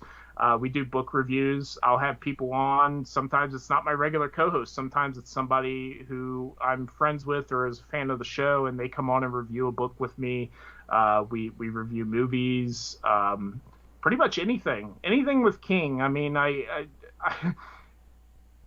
it's so funny, like, my show, when you look at my episode list of my show, there's not really a concrete format, which kind of irritates me sometimes because I am kind of OCD, but at the same time, I kind of take opportunities as they come. I've had people reach out to me and say, hey, like, I really love this Stephen King book. I'd really love to, like, talk about it, and I'll try to make it work and have them on, and because the biggest thing I want to do is I want to talk to people who are as passionate about Stephen King as I have become, and that's the kind of people I want to talk with on the show. So, there's been a lot of people on my show and returning guests. I've had Julia Marquesi, who's a really great filmmaker out in Los Angeles. She just recently finished her Dollar Baby. She did a Dollar Baby Stephen King adaptation that she shot in Bangor, Maine. And I was actually a week apart from her trip. Oh. So we didn't get to actually meet face to face. She was actually leaving as I was flying in, but she's become a fan of the show and a fan of all the Stephen King podcasts, and I've had her on a couple times. We've reviewed Tommy Knockers and The Talisman, and I've had her on to talk about her project, the film that she was doing for Stephen King. So, yeah, I mean, I could go on and on, but I mean, it's a show. Like, if you're a Stephen King fan and you just, much like with Tad and Peter here, like, you just want to hear people talking about Stephen King passionately and stuff, like, that's what we do over there. That's what we strive to do. We want it to feel like a show that you could just listen to, and it feels like you're just hanging out with friends talking about Stephen King. That's what I shoot for. That's awesome. What's your social media and places that they can find you? So I'm on Facebook and Twitter, Dark Tower Radio Podcast. I usually update the Facebook page like for episodes when I put new episodes out. I'm more active on Twitter because it is so much, and Tad can probably attest to this. It's so much more of an instant kind of platform. People are constantly on there, and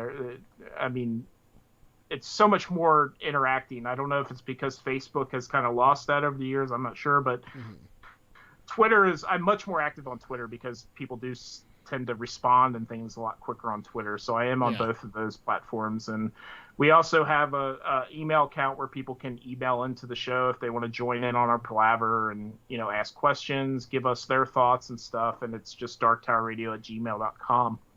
And then I recently, thanks to Tad, in some ways, I got my podcast logo also up on TeePublic. So you can find Dark Tower Radio swag on TeePublic. Excellent. Sweet. Yeah, it's funny because I ended up getting emailed by them like sometime back, and like I think it was like a salesperson most likely, and I just kind of ignored it because we were pursuing something else at the time, and then we started, and you had the same issues we did where your thing got pulled down off of there. Yeah. And it was funny because like the lady followed back up with me right when you and I had chatted on Twitter about yours getting pulled down. So I like told her, I'm like, I already signed up and like, it's been fine, but then I had this issue. I know somebody else is having this issue. Like, you guys need to look into this. So she said they'd look into it, but yeah, it seemed like we both had the same issue on TeePublic at first, but luckily it's all sorted out. It sounds like now on your end and our end for sure. Yeah. So, and that was something that was kind of a big. Again, man, when I started this podcast, much like you guys probably when you started, like, this was just like a hobby for me. And, the fact that I've been able, now you can buy a Dark Tower Radio t-shirt on TeePublic. And, I've gotten to interview some really cool people who have been involved with Uncle Stevie. I have yet to have Uncle Steve on the show, so I'm not there. I'm not that guy. But, I've had people who have worked with him. Interviewing Robin Firth was, like, amazing. And it's something that I never thought would ever happen. But I just, I tell this to people all the time. If you're in podcasting, regardless of what you're podcasting about, and if you want to talk to somebody or interview somebody, we live in a world where we're so connected now. Like, you can literally be friends with somebody, a celebrity or something on Twitter. Just ask. Yeah. Just reach out to them. Just ask. The worst thing that's going to happen is they're going to say no. Or maybe they don't even respond to you, and which I've had that happen too. There's been people I've reached out to hoping to get them on the show, and I just never heard back from them. And that's fine, you know. But I've also had a lot of people that have reached out and said, hey, sure, give me a time, give me a date, we'll work something out. Yeah. And that's how it's happened. So, if you're in podcasting, you're listening, you do podcasting, like, that's all it takes. Just reach out and ask. Yeah. You never know what can happen. So definitely. Isn't that how we ended up with Anthony on the show? Yeah, we ended up getting Anthony Brezikin because right when his Dark Tower cover story for Entertainment Weekly. Yeah, EW. Yeah, because he's at Variety now. We ended up having him on. And earlier when you mentioned coordinating, that was fun because he was actually in Europe for the Star Wars Celebration, which I think was the first one Overseas in the Disney era, and that one happened to be already scheduled to be in England, I think it was. So we were basically on like the worst time difference to try to get him on. So that was fun. Yeah. Definitely. Yeah. But the cool thing though is at the same time, like, in what world, can you think to yourself when we were kids, for instance, like, hey, one of these days I'm going to have a radio show on the internet and I'm going to coordinate a call with someone that's in England at the same time. Yeah. Like, it's just insane to think about. And not to mention, like, now, like, we've got listeners from all over the world. Like, I'm trying to think if we have anybody in the chat today from we usually have some people from the UK that are joining us in the chat. If you're in the chat right now, throw out where you're from, like, just so we can just mention it. And it's insane to think about. Like, every once in a while I stop and think about that, and I'm just like, dude, this is like nuts, dude. Like, this, like, it happens so slowly as it progresses. I don't think we really appreciate how sci-fi this shit seems. Like, if you were to go back to yourself in like the 90s and talk to yourself and like explain this, like, you would like, that's like Star Trek stuff. Like, that doesn't make any sense. Alan's from Oregon. He's been active in the chat with us all throughout this episode. That's the other thing, is that, like, when we first started, we pictured it as, like, just a podcast, just record the episode, you edit it, and then put it up, later on. Next week when it's supposed to go out and everything. Now we're to the point where here we are, like, hi, you can see us live streaming, interacting. Alan's talked to us. Robert's been here. We had a ton of people in the chat today talking with us all throughout the episode. And that's just such a different dynamic that even when we started the podcast, of what, the experience has changed to. Yeah. And even with, like, my exploration into, like, streaming video games on Twitch and everything, it's unreal to think that there's people who get together and play games. My wife watches Twitch streamers. One's in the Northeast, one's in LA, a bunch of them are in Texas, all getting together and playing a game at the same time, all on camera and streaming, where you can go between the different people and see the different perspectives and everything. Carol's in Seattle. She's also lived in Japan again, I'm as not well. seeing that. Oh, there we go. Okay. You're delayed. No, I'm delayed, but there's some earlier. There's one you read from someone, and I still didn't see it. Do you have it sorted by top chat or live chat? Oh, it does say top chat. Yeah, that's only going to show the top chat, not all of it. Oh, stupid YouTube. I hate YouTube sometimes, man. They are the worst sometimes. There we go. Oh, yeah, that's right. Robert's from Rhode Island. It should have, like, in my mind, it should just be live chat as a default. But no. Robert, you're dealing with a hurricane? North Central Positronic. Oh, no, it defaults to top chat. Stupid YouTube. Is that a bad hurricane, or is it kind of like a mild? I mean, hurricanes are all bad, right? Yeah. Hurricane Henry, it looks like. I haven't been following the news recently. I hardly get a chance to turn anything on anymore. Like, I'm so far behind on everything, TV shows, podcasts, everything. Like, work's been kicking my ass a little bit, so I'm behind on everything. I haven't watched the new Marvel episode. Oh, haven't you? No. So I'm way behind right now. I watched it twice. Oh, man. So it's insane to think about, for sure. But I'm definitely glad to have you on, Jeremy. I think Alan did the same thing as you. Oh, yeah. Must admit, yeah. Yeah, if you're watching something on YouTube, make sure to change it from top chat to live chat. Live chat shows you in real time, not just the certain comments that it chooses to post. Yeah, that was because you read one, and I was like looking. I'm like, I do not see that thing that he read anywhere. That was earlier on, but yeah. Leave it to Peter, who's not even really on social media, to troubleshoot what's going on, right? That's right. But no, it's good to have you on. I've definitely because it's funny because very similar some of the things you said about like starting podcasting. Peter and I had some very similar conversations in terms of when we were starting. I wanted to do a show with Peter, and in terms of what we were going to do was kind of a debate early on. And one thing I will say is some of the other options we chose, I'm really glad we didn't. Like that, because like there's just some very toxic fandoms out there. Star Wars. Yeah. And I love Star Wars. It's probably one of my most beloved things in my life when it comes to fandoms. But yeah, like the Star Wars just fandom in general, like the community is pretty terrible. But like on the Stephen King side, like it's been wonderful. Just wonderful people everywhere. You know, like I've seen like in the Star Wars realm where like podcasts get all pissy with each other and they're like backbiting and competitive and everything, and it's just like it feels like on social media we're all friends, like, you know, and I just love that. I find myself plugging other shows, which seems kind of weird to do, but at the same time I'm like, I'm not making any money off of this show. I'm not doing this for financial gain. So it's like, yeah, I go and listen to this show because, hey, they just had so-and-so on. You should go listen to this too because I listened to it. And it was great. You know, go check this out, you know, so. Yeah. Yeah, like there was at one point like two Star Wars, like these Star Wars shows are fighting with each other and trying to get each other kicked out of like Celebration. Celebration has like a podcast room where everyone could set up. And I'm just like, dude, like, God, how toxic do you have to be? Thank God we didn't, because like I love, like, I mean, obviously it's been really fun to do this, just the realm of Stephen King, and like you said, it was a more untapped market for sure, in terms of there was just a lot less out there. But yeah, just having way more out there now, I just feel like we're all friendly with each other, and it's just a great community across the board, and it's a pleasure to be part of for sure. Mm-hmm. Yeah, definitely. But yeah, I think that well. Before we close, Jeremy, do you have any questions for us? Oh yeah, I guess I was a guest on his show, so I already assumed that. I guess. Well, I wasn't. Yeah, it's true. Jeez, Tad. I'll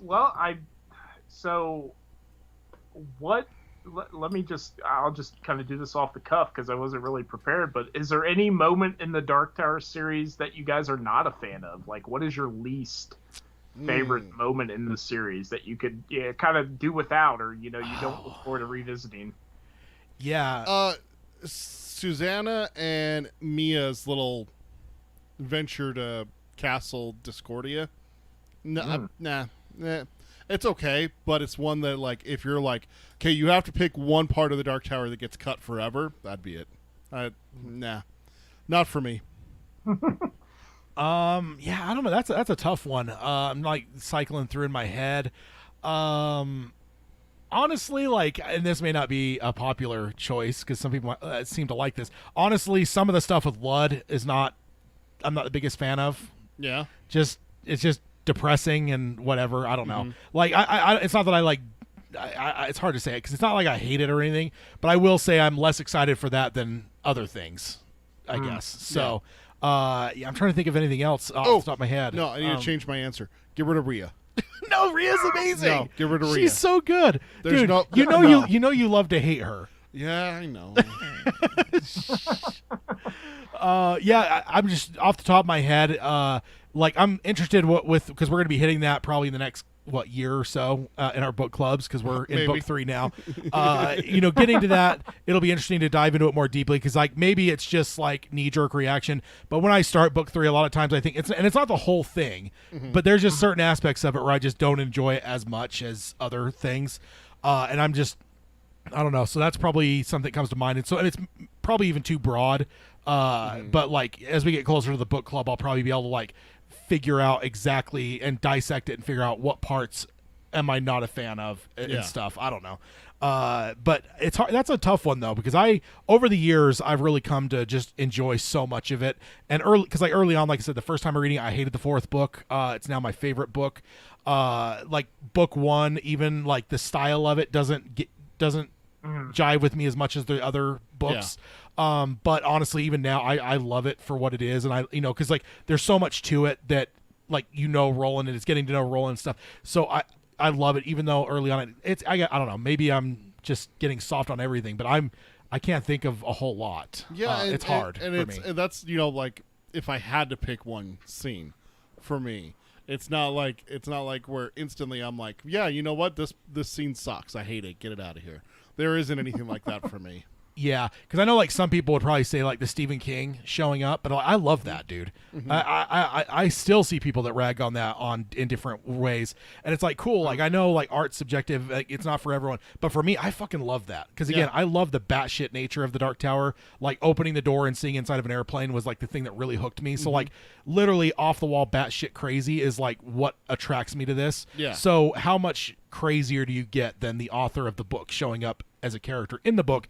Where the book is basically portraying itself as though it's coming into reality. Because it's not even like King gets pulled into Roland's world. It's Roland is stepping out through the page into our world to interact with King. Like, I fucking love that. But I know some people don't. So, yeah, that's a tough one for me. Again, like, I'm thinking like book 7. I will say, like, I drag my feet as I get into book 7 just because I know what's coming. So I find myself slowing down because like I don't necessarily enjoy seeing Eddie die and then Jake die and then Oi die. Yeah, you do. We know you do. So I find myself like if I were able to like if Audible had the stats that I wish it had, like, you know, like how much you're listening and stuff, like percentages and like or speed, like how many chapters per like day are you listening to? I bet you if I were to see a chart of that, like as I got close to like into book 7, that number would drop because it's like have a daily total. It clocks like certain things, but like I don't know. I'm a stat. I love stats and stuff. Those are some of my favorite things. So I've even emailed Audible, or Audible's done like things where they like send you surveys, and like if there's like a thing at the end, I'll always be like, give me more stats. I want to know more about how I listen. But yeah, there's a daily. Yeah, there's that for how long you've been listening. Yeah, there is that. If I were to able to take that like long term though, yeah, book 7 I tend to slow down just because like I want it to last longer, and I don't necessarily enjoy what's coming. But it's not necessarily that they're bad. It's more of just like I don't want to go through this again. No, but you don't want to see Flag bite the dust. Yeah, I mean, of course, yeah. I like how you didn't mention that when you're talking about all the deaths that matter. That's the big one. Interesting. Everyone remember that. Tad doesn't care about Flag. That's the big one, of course. You know, I didn't mention it because it hurts too much to talk about. So. Oh yeah, the pain is too real. I mean, yeah, it's seeing the hero of the story die so unceremoniously. It's tragic. He got what he deserved. And then in the chat here, Rachel, Las Vegas. I love that place. Love going down to Las Vegas. I was hoping to go this year, but I don't know how things are looking now. Things are starting to look not as good again. Yeah, so I was hoping to make a trip down there. Let's see. And then talking about the live chat. And then Carol says, I love how many other podcasts I've learned about through all the sharing of info with everyone. It's an awesome fandom. Yeah, that's definitely, that's what I love about it. And that's what I loved about the idea of kind of these cross-pollinating episodes. And definitely took us some time to act on it. I can't even remember when we talked about it originally. But then I eventually, like I said, came on your show and then, of course, got you on here now. So definitely glad to have you and to just, I don't know, have this good community. I love to be part of it for sure.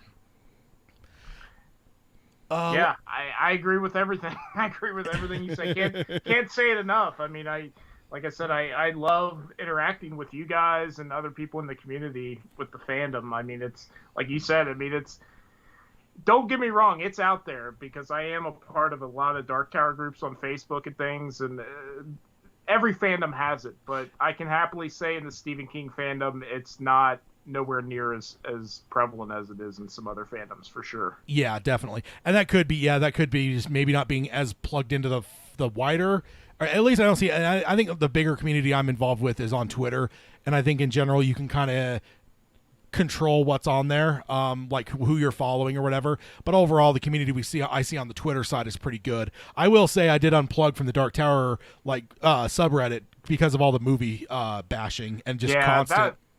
That was really when I saw the switch. It was kind of heartbreaking too, because I remember being excited for everything. And, you know, I know you guys have dived into it as I did, but, you know, when the casting came out, there was just this huge backlash, and a lot of the corners of the fandom that I just couldn't get behind, and Yeah. there was a lot of groups that I left because I didn't like the toxic atmosphere that it had changed into. Yeah, definitely. That's true. I guess I kind of forgot about that a little bit, but because I think I only got back on like the Dark Tower subreddit probably in the last year or so, because I unplugged after the movie and I stayed off there for a while because I'm just like, dude, literally all these people are doing is just like vindictively going after the movie and like almost and being mean to people that actually speak differently about it. Yeah, and that's I just don't get on there because I keep my head in the sand. Yeah, I mean that's what I do. Yeah, that's the way to do it for you. But let me just go ahead and so you already gave let you plug all the social media, which is awesome. So everyone can find you. We'll just hit the closing real quick and then wrap up the show. I did want to mention real quick if you did want to hear the episode that Tad joined me for Dark Tower Radio, it's episode 87. So if you wanted to check out the crossover on the other show, that's where you'd find it, episode 87. Awesome. Thank you. I was actually going to look that up before the show and I completely spaced it. I always forget one thing, the day of, like when I'm like getting everything like buttoned down completely, there's always something I forget, and that was the thing I forgot. And I will say 87, it's a good number. That's the year the Drawing of 3 came out. 1987. There you go. Yeah. There you go. So thank you for that. I actually meant to look that up this morning. Let me go ahead and hit the outro stuff real quick. So if you want to subscribe to us, you can do that on any podcasting service. You can stream us on Spotify or Stitcher. You can find the show notes at darkttowerpalaver.com. For this episode, we'll have the links to Dark Tower Radio. We'll have all the links over there, and then not much else. We didn't really cover any articles or anything, but I did also want to mention in terms of calendar wise. So next episode is our book club, like I think I mentioned that earlier, and then it'll be the episode after that, which is where we'll have our next roundtable that will have our top 10 King kids. If you were tuning in expecting that was the thing that we lost when we missed that episode that we had to cut because of my stupid work trip. So we'll be back with that topic then. And then we kind of moved some episodes around for this one to be a roundtable. I think this was supposed to be originally a book club. Mm-hmm. So we have a roundtable. So it's book club, roundtable, book club. And then we're back in October. In October is when we'll be back to our normal 2 roundtables, I guess. I just wanted to make that clear on the calendar wise. Yep. And then if you want to support us, you can do that on Patreon over at patreon.com/darktowerpalaver. We just had our monthly hangout that we have for our patrons at any level, and we did a commentary on Firestarter. Yep. So that was a lot of fun because I just finished Firestarter. It's obviously Peter's one of Peter's favorite books. Yep. So that was a lot of fun, and I'm definitely excited for the new one to see now. After having seen that one, it'll be a lot of fun. And then if you want to contact us, Peter can tell you how to do that. Best way to reach us is email. It's darktowerpalaver@gmail.com. You can see all of our shows. It's youtube.com/darktowerpalaver. Make sure to like the videos, subscribe, ring the bell to get notifications. And then our social media is facebook.com/darktowerpalaver. And Twitter is @darktowerpod. That's @darktowerpod. And Instagram is darktowerpalaver, all one word, no spaces. And then check out our merchandise. It's tpublic.com/user/darktowerpalaver. Indeed. And so we will sign off. And I guess the other thing I forgot to mention about the calendar, we are back next week. Yes. Because this episode was actually pushed. It should have happened a week ago, but it got shifted. So we'll be back in 7 days, not a fortnight, unfortunately, because I love the word fortnight, and I'm trying to bring it back. So join us in a week for Wastelands Part 9 of our book club series. And then we'll sign off as we always do by saying long days and pleasant nights. Long days and pleasant nights, folks. All right, and then everyone here in the chat, now the podcast is ended. Thank you guys for joining us in the chat. It's always fun. Sorry I didn't have live chat on earlier. I may have missed some of the things, but Peter hopefully caught anything that I may have missed on the stupid top chat that Facebook for some reason defaults to. But yeah, thank you guys for joining us. Yeah. We'll be back in 7 days for the book club. Yep, thank you. So see you guys. Bye.